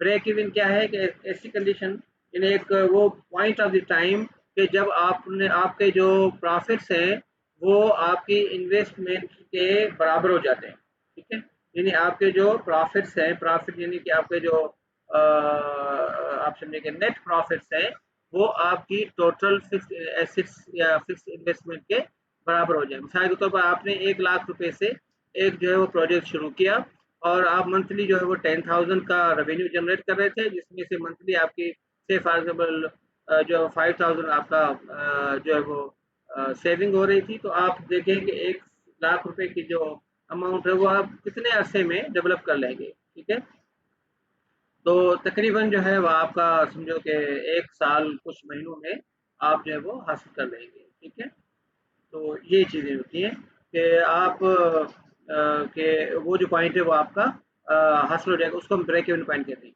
तो बेनिफिट्स जो है वो उसकी एक्सपेक्टेशन इन्वेस्टमेंट प्रोजेक्ट से ये सबसे ज़्यादा चीज़ जो है वो देखी जाती है। और उसके बाद expected cost of the investment, पहले तो वो देखते हैं कि इन्वेस्टमेंट की बेनिफिट्स क्या होंगे, जिन उसमें से कौन सा कितना वो रेवेन्यू जनरेट करेंगे और जो है वो कैश फ्लो आएगा और कितने जो है वो उसमें से पैसे आएंगे, ये सारी चीज़ें वो देखते हैं। उसके अलावा जो चीज़ें देखते हैं वो ये देखते हैं कि कितना जो है वो उसके ऊपर कास्ट कितनी डेवलप होगी, ठीक है।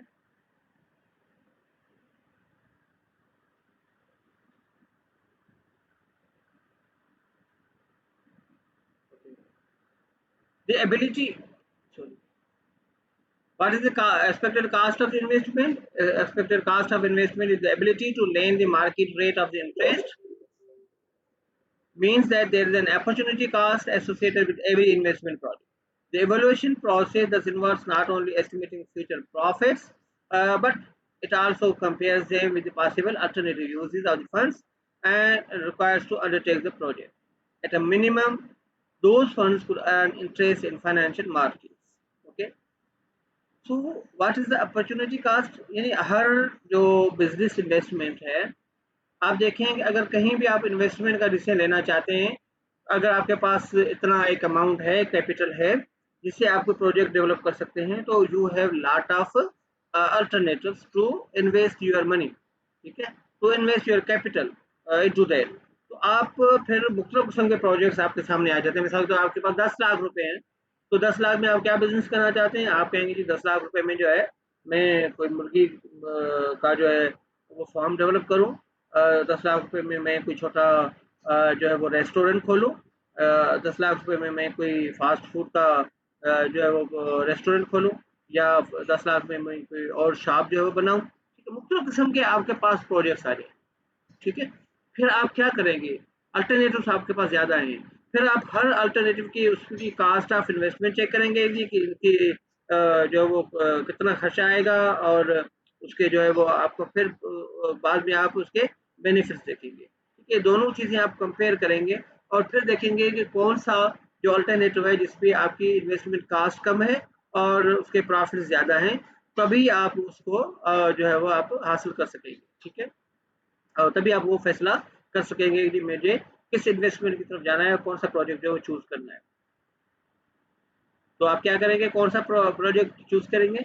वो प्रोजेक्ट चूज करेंगे जिसकी यील्ड जो है, रेट ऑफ रिटर्न ज्यादा है मार्केट इंटरेस्ट रेट से, ठीक है। यानी अगर आप 10 लाख रुपए एक सिंपल एग्जांपल ले लें कि अगर आप 10 लाख रुपए में बिजनेस खोलना चाहते हैं, ठीक है, और अगर आपको पता है कि 10 लाख अगर आप बैंक में जमा कराएं तो आपको उसके पर जो है वो 10% मिल रहा है, ठीक है। अगर आप 10 लाख रुपए 5 ईयर्स के लिए मिसाल के तौर पर आप बैंक में फिक्स्ड में जमा करा दें तो आपको 10% जो है वो मिलता है, ठीक है। और अगर आप 10 लाख रुपए का बिजनेस शुरू करें तो आपको 8% जो है वो मतलब है कि रेट ऑफ रिटर्न मिलेगा, ठीक है। तो आपके लिए तो बेनिफिट ये है कि आप जाके बैंक में जमा करा दें, ठीक है। आपको क्या जरूरत है नया जो है वो बाकायदा कोई बिजनेस खोलें, क्योंकि जो जिस बिजनेस में आप इन्वेस्ट करना चाहते हैं उसकी जो रेट ऑफ रिटर्न है वो मार्केट इंटरेस्ट रेट से कम है, ठीक है। ये एक छोटा सा यार्ड स्टिक जो है वो सिंपल सा यूज किया जा सकता है, जिससे आप अंदाजा करें कि आपको किस प्रोजेक्ट में डिसीजन लेना है और इन्वेस्टमेंट करनी है और किस में नहीं करनी है।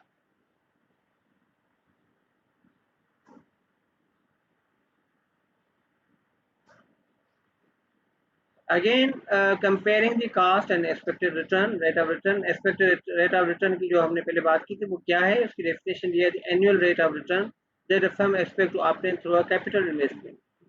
कि अगर जो रेट ऑफ रिटर्न ये है किसी भी फर्म का या किसी भी इन्वेस्टमेंट का, वो ये है कि अगर कहीं भी आप कोई कैपिटल इन्वेस्टमेंट करें तो उसका रेट ऑफ रिटर्न क्या होगा, ठीक है। यानी उसका एनुअल रेट ऑफ रिटर्न क्या होगा, अगर साल में आपको उसके मुकाबले में कितना जो है वो बेनिफिट मिलेगा, ठीक है, और कितनी आपको जो है एनुअल इनकम होगी। यानी आप समझें कि टोटल आपको रेवेन्यू कितना जनरेट होगा as compare to total investment के। मिसाल के तौर पर अगर आपको आप देखें कि इसको आप मतलब ये करते हैं कि आपके पास जो सालाना इनकम कितनी जनरेट होगी as compare to total investment.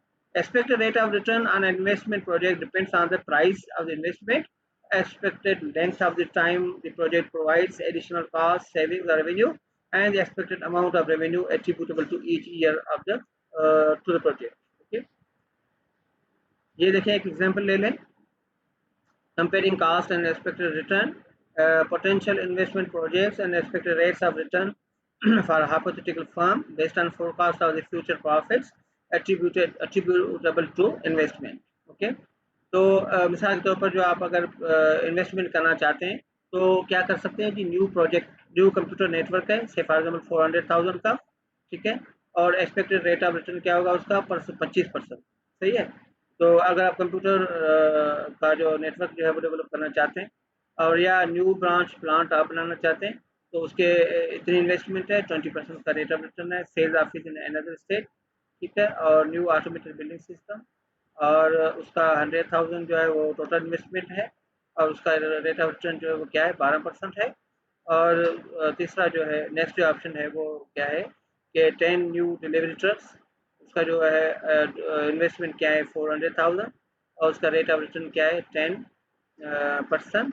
Advertising campaign अगर आप कराना चाहते हैं तो 1 मिलियन उसकी इन्वेस्टमेंट है, 7% उसका एक्सपेक्टेड रेट ऑफ रिटर्न है। और एम्प्लॉई कैफेटेरिया अगर है तो 100,000 अगर उसका है तो जो है वो उसकी रेट ऑफ रिटर्न कितने 5%, ठीक है। तो कास्ट और एक्सपेक्टेड रिटर्न को हम कैसे मेजर करते हैं, ये इस तरह आप ग्राफ बना लेते हैं। ये total investment as a function of the market interest rate. The demand for a new capital demands on the interest rate. When the interest rate is low, firms are more likely to invest, okay, in new plant and equipment than when interest rate is high.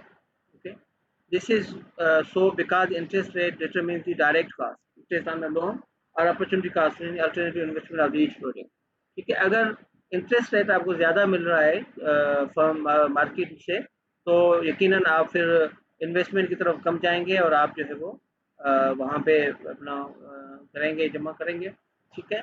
तो इस तरीके से आप देख रहे हैं कि मुख्तलिफ अल्टरनेटिव्स की जो है वो चीज़ें तो यहाँ पे शो की हुई हैं, ठीक है। हम थोड़ा सा उसको ज़्यादा आखिरी जो बात है फाइनल वर्ड ऑन कैपिटल क्या है। The concept of capital is one of the central ideas in economics. Capital is produced by the economic system itself. Capital generate services over time and is used as an input to the production of the goods and services. तो capital की जो हमने इस वक्त बात की वो क्या है, बुनियादी तौर पर इकोनॉमिक्स में सबसे ज़्यादा इम्पोर्टेंट जो है वो कैपिटल है। और वो कैपिटल जो है वो एक देखें कि इकोनॉमिक सिस्टम डेवलप करता है। इकोनॉमिक सिस्टम जो है वो कैपिटल को डेवलप करता है, ठीक है। यानी आप देखें कि ये एक ओवरलैपिंग सिस्टम है और क्या नाम है इंटरडिपेंडेंट सिस्टम है इन दोनों के दरमियान में, कि आप एक तरफ इन्वेस्टमेंट कर रहे हैं और उस इन्वेस्टमेंट से आप फर्दर कैपिटल डेवलप कर रहे हैं। यानी कि जब आप इन्वेस्टमेंट कर रहे हैं तभी आप कैपिटल यूज़ कर रहे हैं, और जब आप प्रोड्यूस कर रहे हैं तो भी एक या लिहाज से डायरेक्टली आप कैपिटल जो है फर्दर जो है जनरेट कर रहे हैं। मिसाल के तौर पर अगर आपने एक इक्विपमेंट खरीदा तो इक्विपमेंट से आपने क्या किया कि इक्विपमेंट से आपने प्रोडक्ट्स बनाई और उन प्रोडक्ट से आपने रेवेन्यू जनरेट किया। उस रेवेन्यू से आपने इनकम जनरेट की और इनकम से आपकी सेविंग बनी और सेविंग ऑलरेडी फिर एक कैपिटल बन गया। तो एक किस्म का एक सर्कल है जो चलता रहता है। यानी कि कैपिटल जो है वो उसके अलावा इट आल्सो क्रिएट और it generate services over time and it is used as an input in the production of goods and services. तो जिसमें हमने कहा कि वो आगे चलकर दोबारा बतौर इनपुट यूज़ होता है। यानी आपकी एक लिहाज से जो रेवेन्यू जनरेट किया उससे फिर जो आपकी सेविंग हुई और वो सेविंग फिर आगे जाके बतौर इनपुट जो है वो इकोनॉमिक प्रोसेस के अंदर, इकोनॉमिक सिस्टम के अंदर जो वो इंक्लूड हो जाती है, ठीक है।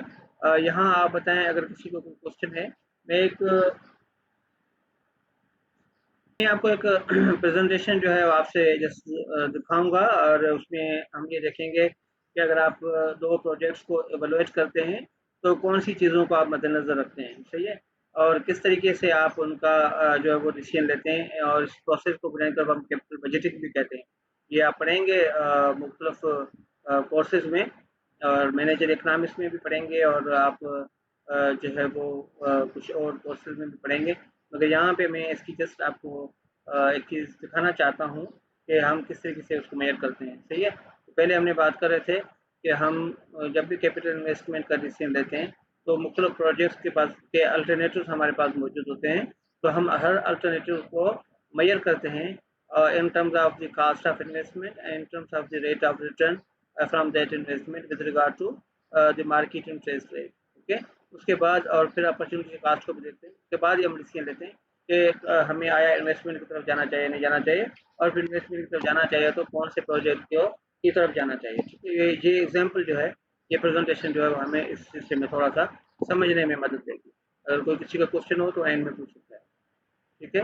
अभी कोई भी प्रोजेक्ट हो तो उसके हवाले से हम क्या करते हैं, सबसे पहले हम कुछ प्रोसेस करते हैं कि हम इंडस्ट्री का एनालिसिस करते हैं, कैपिटल इन्वेस्टमेंट को हम देखते हैं और फोरकास्ट करते हैं डिमांड को, और उसके अलावा कास्ट मेजरमेंट करते हैं, एनालिसिस करते हैं, और जिस तरह ब्रेक इवन की मैंने पहले बात की कि ब्रेक इवन एनालिसिस करते हैं कि किस तरह आप जो है वो कौन सा वो टाइम पीरियड होगा जब आप कोई इन्वेस्टमेंट जो है वो आपको वसूल हो जाए। ठीक है, और कैपिटल बजटिंग की टेक्निक्स हम यूज़ करते हैं और फिर पोटेंशियल रिस्क वगैरह को देखते हैं। सही है। तो एक चीज़ ये इंडस्ट्री एनालिसिस, हमारे पास दो चीज़ें थी। देखिए ऑप्शन आपके पास दो थे, एक प्रिंटिंग प्रेस का और एक राइस मिल का। तो प्रिंटिंग प्रेस का इंडस्ट्री एनालिसिस क्या है कि अगर कि आप देखेंगे हमारे पास आप चेक करें कि एग्जिस्टिंग फैसिलिटीज़ कौन सी हैं। मिसाल के तौर पर अगर आप चेक कर रहे हैं कि आपके पास जो आसपास जो चीज़ें हैं वो या जो इंडस्ट्री जो या जो प्रिंटिंग की जो जिस एरिया में आप करना चाहते हैं वहाँ पे आपके पास जो पहले से फर्म मौजूद हैं वो एक obsolete किस्म की फैसिलिटी जो यूज़ कर रहे हैं। ठीक है। तो आपके पास बेनिफिट क्या होगा कि आप न्यू चीज़ें जो डेवलप, क्योंकि अभी पुरानी इंडस्ट्री ख़त्म हो गई है, पुरानी चीज़ें ख़त्म हो गई हैं और अभी जो है वो नई जो मशीनरी आ गई है, तो आप क्या करेंगे कि न्यू चीज़ें जो लेके आएंगे, तो अपॉर्चुनिटी आपके पास क्या है कि थोड़ी सी जदीद मशीनरी आप अप्लाई कर सकते हैं। ठीक है। उसके बाद राइस मिल में क्या है कि अगर मिसाल के तौर पर हम बनीन का सेक्टर को देखते हैं कि हमारे इस वक्त जो है वो 20 के करीब राइस मिल्स हैं, और इसी तरह ठट्टा में भी देखें काफ़ी सारी राइस मिल्स जो है वो मौजूद हैं, मगर उनकी टेक्नोलॉजी जो है वो उन्होंने कौन सी यूज़ कर रहे हैं, वो पुरानी अपस्ट्रीट यूज़ कर रहे हैं, और ज़्यादातर उन्होंने काम क्या करना होता है, उन्होंने चीज़ें एक्सपोर्ट करनी होती है। ठीक है। राइस जो है वो यहाँ चूँकि ये हमारा बनीन का जो या ठट्टा का जो रीजन है, यहाँ पे राइस जो है वो ज़्यादा डेवलप होता है, तो वो यहाँ पे हम खाने के लिए इस्तेमाल कम करते हैं। जो यहाँ पे जो स्पेशल या जिससे जो यहाँ पे बनती है राइस की, वो यहाँ पे हम खाने में कम इस्तेमाल करते हैं, मगर ज़्यादातर उसका पोर्शन जो है वो एक्सपोर्ट हो जाता है। ठीक है। तो आप देखें प्रोजेक्ट एवोल्यूशन में अभी हमने बात की कि कैपिटल इन्वेस्टमेंट हम क्या करेंगे, कौन कौन से कैपिटल स्टॉक या कौन कौन से कैपिटल के इन्वेस्टमेंट के एलिमेंट्स हैं जहाँ पे हमने इन्वेस्टमेंट करनी है। ठीक है। कोई भी बिजनेस आपने बनाना हो तो डेफिनेटली आपको कुछ चीज़ें चाहिए होती हैं, यानी आपको ज़मीन का टुकड़ा चाहिए, बिल्डिंग्स आपने डेवलप करनी है, बनानी है, अपना एक स्ट्रक्चर डेवलप करना है, और वो रेजिडेंशियल और नॉन रेजिडेंशियल दोनों हो सकते हैं। फिर प्लांट और मशीनरी आपको चाहिए, कुछ व्हीकल्स गाड़ियाँ चाहिए, और इलेक्ट्रिक इंस्टॉलेशन वगैरह जो है वो आपको चाहिए, और फर्नीचर और फिक्सचर जो है वो चाहिए होता है। उसके अलावा कुछ चीज़ें ऐसी होती हैं जो कि यानी कि मिसलेनियस या अनफोर्सिन होती हैं। जो हमने एग्जाम्पल यूज़ किया है, हमें हमने कहा कि दोनों जो ऑप्शंस हैं उन दोनों ऑप्शंस में जो कैपिटल इन्वेस्टमेंट है वो बराबर है, यानी कि 25 मिलियन में दोनों जो है वो उनमें से कोई भी एक जो आप कर सकते हैं, यानी दोनों का जो कैपिटल इन्वेस्टमेंट का लमसम अमाउंट है वो इक्वल है। सही है। राइस मिल में लैंड ज़्यादा चाहिए, बिल्डिंग्स जो है वो ज़्यादा चाहिए, और लैंड कम चाहिए, बिल्डिंग्स वगैरह या उसका स्ट्रक्चर ज़्यादा चाहिए होता है क्योंकि उसमें स्टोर वगैरह मशीनरी चाहिए। प्रिंटिंग में जो है वो आपको बिल्डिंग के मुकाबले में कम जो है वो चीज़ें चाहिए। ठीक है। और प्लांट एंड मशीनरी का खर्चा जो है वो थोड़ा सा इनका ये बराबर बराबर हमने रखा हुआ है कि टोटल जो है वो 25 मिलियन दोनों का इक्वली अमाउंट है। ठीक है। देन डिमांड फोरकास्ट की हम बात करते हैं, और डिमांड फोरकास्ट आप देखेंगे प्रिंटिंग प्रेस की क्या डिमांड हो सकती है और राइस मिल की क्या डिमांड है। मिसाल के तौर पर हमने जब ये असाइनमेंट डेवलप की थी तो ये देखा था कि प्रिंटिंग प्रेस का जो मार्केट पोटेंशियल है वो क्या है। अगर आप देखें अभी भी अगर आप अपने इलाके में चेक करें तो प्रिंटिंग की सर्विसेज कौन लोग जो है वो हासिल करते हैं, तो ज़्यादातर एनजीओज हासिल करती हैं, मिल मिल वगैरह कारखाने इंडस्ट्री, और वो प्रिंटिंग की जो है फैसिलिटीज डेवलप करते हैं। मिसाल के तौर पर छत्ता में सीमेंट फैक्ट्री है या दूसरे इदारे हैं, वो भी जो है वो प्रिंटिंग की सर्विसेज जो है वो हासिल करते हैं। और उसके अलावा कुछ स्कूल्स कॉलेजेस हैं वो चीज़ें प्रिंट कराते हैं, सर्टिफिकेट और कार्ड वगैरह इस तरह की चीज़ें जो कराते हैं। कुछ शादियाँ होती हैं सालाना, उनमें और रिलीजियस फेस्टिवल्स में भी बैनर्स वगैरह और इस तरह की चीज़ें जो हैं वो डेवलप होती हैं। तो टोटल जो डिमांड है मार्केट की वो क्या है, 35 मिलियन है, और यकीनन ये टोटल मार्केट का एक शेयर है। तो उसमें आप देखें कि और भी मुख्तलिफ किस्म के एक्टर्स जो हैं वो उसमें काम कर रहे हैं, तो आपका शेयर क्या होगा ये आपने असेस करना है। से फॉर एग्जाम्पल 35 मिलियन का टोटल जो है वो मार्केट शेयर है, मार्केट डिमांड है, तो उसमें से आपका जो शेयर होगा वो उसका एक पोर्शन होगा वो that that is assessed as to be 22 billion. Okay, rice mill के हिसाब से आपके क्या करें कि राइस जो अपने तौर पर सेकेंड लार्जेस्ट फूड है और डोमेस्टिक कंजम्पशन जो है वो पाकिस्तान के 3.2 मिलियन टन से ज़्यादा है, ठीक है। और एवरेज जो पर कैप्चर रिक्वायरमेंट है वो 20 kg है, और जो कि उसके अलावा राइस जो है वो एक्सपोर्ट भी किया जा सकता है, ठीक है। जो इम्पोर्टिंग कंट्रीज़ हैं जो जिनको हम एक्सपोर्ट कर सकते हैं वो यूरोपियन यूनियन है, जापान है, यूके, फ्रांस है, ठीक है। और इसकी डिमांड जो है वो पॉपुलेशन के हिसाब से बढ़ती रहती है, सही। प्रोडक्शन सेल फोरकास्ट क्या होगी कि आप देखिए राइस में क्या होता है कि राइस हस्किंग जो है वो भी आप प्रोड्यूस कर सकते हैं, और वो उसका उसके लिए इस्तेमाल हो सकता है, यानी 8,000 मिलियन टन जो है वो आप प्रोड्यूस कर सकते हैं। और हस्क जो है वो भी बिकता है, हस्क यानी वो छिलका जिसको कहते हैं, और वो भी आपका मुख्तलिफ जो है वो फैक्ट्रीज में जाता है, ठीक है। और उसके अलावा प्रोडक्शन में पॉलिश राइस बनता है, ब्रोकन राइस है वो भी बेचते हैं, और पाउडर जो है बनता है, हस्क बनता है, ठीक है। और उसके अलावा सेल्स प्राइस जो है वो क्या होगी, मुख्तलिफ किस्म की जो प्रोडक्ट्स हैं उनकी सेल प्राइस मुख्तलिफ होगी, ठीक है। और अभी हम कास्ट एनालिसिस करें तो सबसे पहले जो है वो अपॉर्चुनिटी कास्ट है, कि आप देखें कि अपॉर्चुनिटी कास्ट की डेफिनेशन क्या है, और it is a choice, opportunity cost of a choice is the value of the forgone alternative. और इसका मकसद क्या हुआ कि अगर आप मिसाल के तौर पर हमारे एग्जांपल में अगर आप राइस मिल को चूज़ करते हैं तो अपॉर्चुनिटी कास्ट राइस मिल को चूज़ करने की क्या होगी कि जो बेनिफिट आप अगर प्रिंटिंग प्रेस से हासिल कर सकते थे वो आप नहीं हासिल कर सकेंगे जब आप राइस मिल को चूज़ करेंगे, ठीक है। और सेम तरीके से अगर आप प्रिंटिंग प्रेस को चूज़ करने की तरफ जाते हैं तो आप जो राइस मिल से आपको बेनिफिट हो सकते थे वो आपको नहीं मिलेंगे, तो वो आपकी अपॉर्चुनिटी कास्ट है, ठीक है। तो यकीनन आप किसी भी एक अल्टरनेटिव की तरफ तब जाएंगे जब दूसरे के जो लाइकली जो प्रॉफिट्स है वो कम हो और उस अल्टरनेटिव से जिसकी तरफ जा रहे हैं। मिसाल के तौर पर अगर मैं प्रिंटिंग प्रेस को चूज़ करता हूँ तो मुझे पता है प्रिंटिंग प्रेस को मैं तब चूज़ कर रहा हूँ कि उसकी उसके जो बेनिफिट्स हैं वो ज़्यादा हैं as compare to the benefit which are offered by the rice mills, okay. तो ये हमारे म्यूचुअली एक्सक्लूसिव प्रोजेक्ट्स हैं। म्यूचुअली एक्सक्लूसिव यूँ है कि वो उनमें से कोई भी एक आप सिलेक्ट कर सकते हैं, दोनों आप लेके आगे नहीं चल सकते, ठीक है। और आप देखिए कि हमारा कोशिश क्या होगी कि चोजन जो अल्टरनेटिव है उसका जो अपॉर्चुनिटी कास्ट ज़्यादा हो रिजेक्टेड की नस्बत, ठीक है। और इकोनॉमिक क्या कास्ट की डेफिनेशन क्या है, economic cast is including value of self on factors.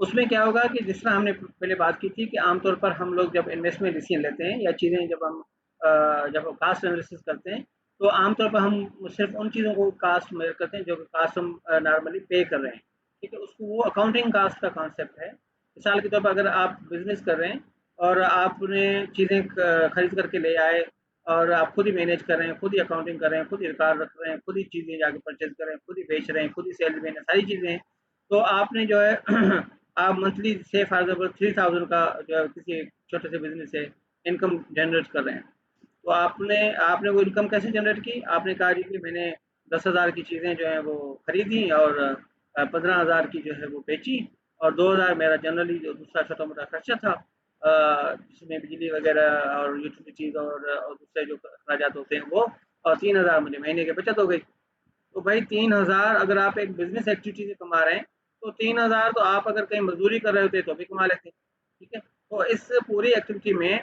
आपने अकाउंटिंग कास्ट तो इंक्लूड की, मगर आपने जो खुद टाइम दिया, आपने अपनी सैलरी या अपनी चीज़ें तो उसमें ऐड ही नहीं की।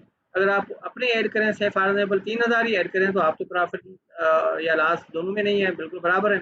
और अगर आप समझें कि अगर आप यहाँ बिजनेस कमाने के बजाय कहीं जाके नौकरी करें, से फॉर एग्जाम्पल आप जो है वो 5,000 जो है वो आपको मिल सकते हैं, तो फिर इसका मतलब ये हुआ कि आपको यहाँ से 3,000 मिल रहे हैं इस बिजनेस से, तो आप तो 2,000 का नुकसान कर रहे हैं इकोनॉमिक टर्म्स में। तो ये इकोनॉमिक कास्ट का एक कॉन्सेप्ट है जिसमें हम सेफ ऑन फैक्टर्स, उसमें से बिल्डिंग भी हो सकती है, उसमें से जो है वो आपके क्या नाम है आपके जो ओनर्स हैं उनकी सैलरीज हो सकती हैं एक्सपेक्टेड, जो आप वो ले रहे हैं या नहीं ले रहे हैं जो भी है। और उसके अलावा जो आपके अपने एसेट्स हैं जिसमें अपनी गाड़ियाँ वगैरह जो भी आप बिजनेस में यूज़ करते हैं, तो उनकी भी आप आमतौर पे हम लोग रेंट वगैरह नहीं लेते, मगर वो भी अगर रेंट इंक्लूड करें तो आपको अंदाज़ा होगा कि इकोनॉमिक कास्ट जो है वो क्या है। तो हमने इकोनॉमिक कास्ट को भी ज़ीरो रखा, उसकी वजह ये है कि हमने कहा जी ये 25 मिलियन जितने भी हैं ये सारा अमाउंट जो हमने बारो किया है, ठीक है, जो बारोड अमाउंट है उसकी इकोनॉमिक कॉस्ट नहीं होती। उसकी वजह ये है कि उसके ऊपर आप ऑलरेडी जो है वो इंटरेस्ट पेमेंट्स करते हैं। ठीक है, जब आप इंटरेस्ट पेमेंट कर रहे हैं तो आपको उसकी नहीं होती। मगर हमने कहा कि अगर ओनर जो हैं, जो जो मैनेजर एक्टिविटीज परफॉर्म करेंगे, हम उन्हें सैलरी देंगे। तो अगर आप ओनर को सैलरी दे रहे हैं तो सैलरी जो उनके अकाउंटिंग टर्म है और वो ऑलरेडी अकाउंटिंग में आ जाएगी, क्योंकि उसके लिए जो चेक्स वगैरह निकलते हैं और ये एक किस्म का जो है वो एक प्रॉपर जो है वो टेंजिबल कैश फ्लो होता है, तो वो अकाउंटिंग में आ जाता है। ठीक है, और सिर्फ अकाउंट इकोनॉमिक टर्म में वो है जब उसमें जो टेंजिबल जो है वो कैश फ्लो नहीं होता, एक्सप्लिसिट कैश फ्लो नहीं होता, तो वो फिर हमें जो है खुद अलग से मेजर करना पड़ता है। ठीक है, तो ये चीज़ें हमने रखी, हमने इकोनॉमिक कास्ट को जीरो रखा। फिर हमने रिटर्न टू स्केल और रिटर्न टू प्रॉफिट का भी हमने देखा कि क्या चीज़ें हो सकती हैं। रिटर्न टू स्केल का एक हमने फार्मूला डेवलप किया। It is to measure the response of output with the change in input. ठीक है, तो जब आप चेंज करते हैं, इनपुट चेंज करें, तो आउटपुट पे क्या फ़र्क पड़ेगा। तो ये इसका एक फार्मूला है।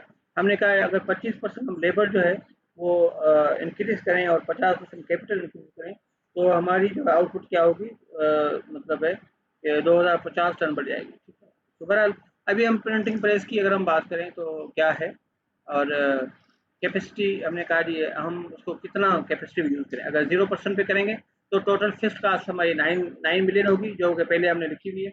और टोटल वेरिएबल कास्ट जो 0 होगी, और टोटल जो कास्ट है वो 9000 होगी। ठीक है, और टोटल वेरिएबल कास्ट जो है वो नहीं होगी। अब वेरिएबल कास्ट और फिक्स्ड कास्ट का कॉन्सेप्ट थोड़ा सा मैं यहाँ आपको समझाता रहूँ, क्योंकि अभी आपने अकाउंटिंग नहीं पढ़ी। तो फिक्स्ड कास्ट वो है जो कि आपकी एसेट या इन्वेस्टमेंट कास्ट है, यानी वो एसेट्स, वो कास्ट जो आपने इन्वेस्टमेंट की है, या जो आपने इक्विपमेंट और एसेट्स आपके पास मौजूद हैं, और उनके ऊपर जो कास्ट है वो आपकी फिक्स्ड कास्ट है। और यानी कि वो कास्ट ऐसी है जो कि आप अगर कोई एक्टिविटी ना भी करें तो भी आपको पेमेंट करनी पड़ेगी। मिसाल के तौर पर अगर इस वक्त यूनिवर्सिटी बंद है हमारी, कोई भी क्लास में एक्टिविटी नहीं हो रही, मगर एक तो यह है कि अगर उनका रेंट, अगर बिल्डिंग उनकी रेंटेड हो तो उन्हें रेंट पे करना पड़ रहा है। ठीक है, तो वो इसका मतलब है रेंट पेमेंट जो है वो फिक्स्ड कास्ट है। ठीक है, स्कूल बंद हो खुला हुआ हो और उन्हें रेंट देना है। ठीक है, और एक पोर्शन जो है बिजली के बिल का या गैस के बिल का या पानी के बिल का वो उन्हें पेमेंट करनी पड़ती है। या जो स्टाफ है उसको सैलरीज दे रहे हैं वो भी फिक्स्ड कास्ट में आ जाती है। ये टोटल फिक्स्ड कास्ट वो चीज़ें हैं, जब आपकी एक्टिविटी ज़ीरो हो फिर भी जो है आपको वो कास्ट इनकर करनी पड़े, तो जो है उस कास्ट को हम क्या कहते हैं, फिक्स्ड कास्ट कहते हैं। वेरिएबल कास्ट तब बढ़ती है जब आपकी एक्टिविटी बढ़ती है। ठीक है, अगर आप देखें कि अगर हम इस वक्त जो है 3 डिपार्टमेंट में से एक डिपार्टमेंट की क्लासेस चलाना शुरू करें, यानी 5 जो क्लास रूम, उसके बजाय हम 2 क्लास रूम इंगेज करें, तो हमारा थोड़ा सा जो बिजली का बिल ज़्यादा आएगा। जो इसकी अगर हम फुल चलाएंगे तो यकीनन एक वो फुल जो है वो हमारा एक्सपेंडिचर होगा। सही है, तो इस तरीके से जैसे जैसे आप एक्टिविटी यानी कैपेसिटी को यूज़ करते जाएंगे, एक्टिविटी का लेवल बढ़ाते जाएंगे, आपकी वेरिएबल कास्ट इंक्रीज होती रहेगी, फिक्स्ड कास्ट आपकी सेम ही रहेगी। ठीक है, तो ये एक बिहेवियर है कास्ट का, जिसमें आप देख रहे हैं कि अगर 10% पे आपकी जो वेरिएबल कास्ट है 600 है, तो इस हिसाब से 9 मिलियन को और 600 को आपने मिला के जनाब आपकी टोटल जो कास्ट आ गई वो 9600 जो है वो आ गई। सही है, इस तरीके से 100% पे आपकी कितनी कास्ट है, 15,000 आ गई। सही है, इस तरीके से आपकी जो कास्ट है वो एक्टिविटी के साथ बढ़ रही है। और यही हमने कास्ट एनालिसिस राइस मिल्स का किया कि यहाँ पे जो है वो किस हिसाब से हमारी राइस मिल जो है वो हमने फिर वहाँ पे एवरेज वेरिएबल कास्ट और एवरेज टोटल कास्ट भी वहाँ से मेजर की हुई है। ब्रेक इवन एनालिसिस का हमने यहाँ पे मेजर किया कि वो क्या होता है, कि वो एक वो पॉइंट है जहाँ पे आपकी कास्ट जो है वो, जहाँ पे आपकी फिक्स कास्ट जो है वो आपकी या फिक्स एक्सपेंसेस जो है वो आपके मीट हो जाते हैं। ठीक है, तो प्रिंटिंग प्रेस का आप देखें कि जो होगा वो क्या है, ब्रेक इवन सेल्स का जो फार्मूला है वो क्या है कि sales multiplied by fixed cost और divided by sales minus variable cost. तो फिक्स्ड कास्ट हमारी 9 मिलियन है, वेरिएबल कास्ट हमने 6 मिलियन है, और से फॉर एग्जाम्पल सेल्स रेवेन्यू जो हमने एक्सपेक्ट किया है वो 22 मिलियन था, जो आपने पहले एक्सपेक्टेड शेयर जो है वो रखा था। तो हमारी जो इस हिसाब से जो ब्रेक इवन पॉइंट है वो कितना है, कि ये हमारा नीचे दिया हुआ है कि हम जो है वो 123 मिलियन अगर करते हैं जो है वो, तो हमारे पास जो है वो आ जाएगा, क्या नाम है, हम ब्रेक इवन पे हो जाएंगे, यानी हमारी जो जितना भी एक्सपेंसेस हैं, फिक्स्ड एक्सपेंसेस हैं, वो हमारे कवर हो जाएंगे। ठीक है, तो राइस मिल का हमने इतना दिया हुआ है। ठीक है, इस तरीके से आपने देखा ब्रेक इवन एनालिसिस हमने इनका यूनिट्स के हिसाब से भी करते हैं, सेल्स के हिसाब से भी करते हैं और प्रोडक्शन के हिसाब से भी करते हैं, और ये इसका ब्रेक इवन का चार्ट है। यानी ये एक ऐसा पॉइंट है जहाँ से आगे जाके आपकी कास्ट जो है वो ख़त्म हो जाती है और आपका प्रॉफिट एरिया शुरू हो जाता है। और इस एरिया में जो है, यहाँ पे आपको मैं थोड़ा सा एनोटेट करके दिखाऊँ तो ये जो एरिया है, ये एरिया नज़र आ रहा है, ये जो एरिया है ये कौन सा एरिया है, लास्ट एरिया है, ठीक है। और जो ये एरिया है ये कौन सा एरिया है, प्रॉफिट का एरिया है, सही है। ये पॉइंट जो है वो ब्रेक इवन पॉइंट है, यहाँ पे आके आपकी प्रॉफिट जो है वो क्या नाम है हो जाते हैं, वो आपके प्रॉफिट जो इक्वल हो जाते हैं आपके टोटल कास्ट के। ये सबसे इम्पोर्टेंट चीज़ होती है।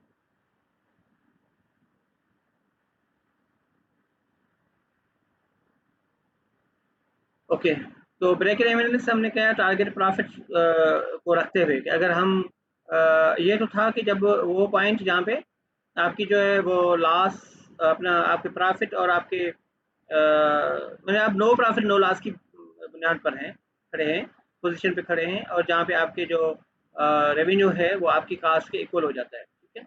और अगर आप कहें कि जी हम टारगेट प्रॉफिट हासिल करना चाहते हैं से फॉर 10 मिलियन का, तो आपको कितने जो है वो यूनियन कितने यूनिट्स आपको सेल करने पड़ेंगे, ये हमने मेजर किया, ठीक है। फिर कैपिटल बजटिंग टेक्निक्स हमने यहाँ पे रखी हैं कि annual accounting rate of return के हिसाब से कि ये एवरेज प्रॉफिट क्या होगा दोनों का। राइस मिल का जो है हमारे पास जो अकाउंटिंग रेट ऑफ रिटर्न है वो 48% है, और जो प्रिंटिंग प्रेस का है वो कितना है 44% है, ठीक है। पे बैक पीरियड जो है, पे बैक पीरियड एक ऐसा पीरियड कहते हैं जिसमें आपकी जो जितनी भी इन्वेस्टमेंट है वो उस टाइम पीरियड के हिसाब से आपको मिल जाए, वापस मिल जाए, जितना जितना जल्दी मिल जाए, ठीक है। तो हमने देखा राइस मिल जो है वो 2 साल 3 मंथ में हमें हमारी जितनी इन्वेस्टमेंट है वो पे बैक कर देगी, और क्या नाम है प्रिंटिंग प्रेस जो है वो 2 साल 4 मंथ में करेगी, ठीक है। और इंटरनल रेट ऑफ रिटर्न जो है वो क्या है कि हमने एक मेजर किया है, और वो 5% है राइस मिल का, यानी ज़्यादा है, प्रिंटिंग प्रेस का उससे कम है, ठीक है। इस तरीके से हमने नेट प्रेजेंट वैल्यू मेजर की है। ये मुख्तलिफ किस्म की टेक्निक्स हैं जो आप आगे चल के पढ़ेंगे, मगर मैं ये यहाँ पे क्योंकि सारी चीज़ें आपको सिर्फ ये बताना चाहता हूँ कि हम किसी भी 2 प्रोजेक्ट्स को मेजर कैसे करते हैं और उसके बाद हम उसका कैपिटल इन्वेस्टमेंट का डिसीजन जो है वो कैसे करते हैं, ठीक है। तो ये आप देखें कि हमारे पास जो आप देखें कि जो प्रेजेंट वैल्यू है या नेट प्रेजेंट वैल्यू है, प्रेजेंट वैल्यू जो है वो कितनी है दोनों की, ठीक है। तो कैश फ्लो आउटफ्लो दोनों के बराबर है, ठीक है। जो नेट प्रेजेंट वैल्यू है वो जो प्रिंटिंग प्रेस है उसकी 20,600 20,600 है, और जो राइस मिल है उसकी उससे ज़्यादा है, 23,940 मिल है। मैं ये जो अमाउंट है वो इन थाउजेंड्स जो है वो मुकर की हुई है, ठीक है। यानी आप अपने हिसाब से ये 20 मिलियन है, दूसरी या 20.6 मिलियन है, और दूसरी जो है 23.9 मिलियन है, ठीक है। और प्रॉफिटेबिलिटी इंडेक्स को अगर हम देखें कि प्रॉफिटेबिलिटी इंडेक्स क्या है इन्वेस्टमेंट के ऊपर, और वो प्रिंटिंग प्रेस का 1.82% है, और राइस मिल का कितना 1.96% है, ठीक है। बेल आउट मेथड के तहत भी किया हुआ। तो समरी अगर आप देखें कैपिटल बजटिंग टेक्निक्स में यूज करते हुए ARR के हिसाब से जो है वो राइस मिल का ज़्यादा रेट ऑफ रिटर्न है 48%।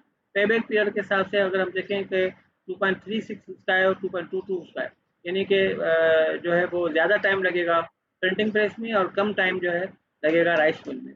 IRR मेथड के तहत आप देखें कि हमें जो rate of return internal rate of return है इंटरेस्ट इन्वेस्टमेंट पे, तो वो कितना है 45% है, यानी ज़्यादा किसका है राइस मिल का। पे बैक पीरियड में हम कम देखते होते हैं कि कम किसका है, उसको हम जो है प्रेफर करते हैं। NPV में हम ज़्यादा देखते हैं कि ज़्यादा हमें नेट प्रेजेंट वैल्यू किसकी मिलती है, ठीक है। और PI में भी हम ज़्यादा देखते हैं।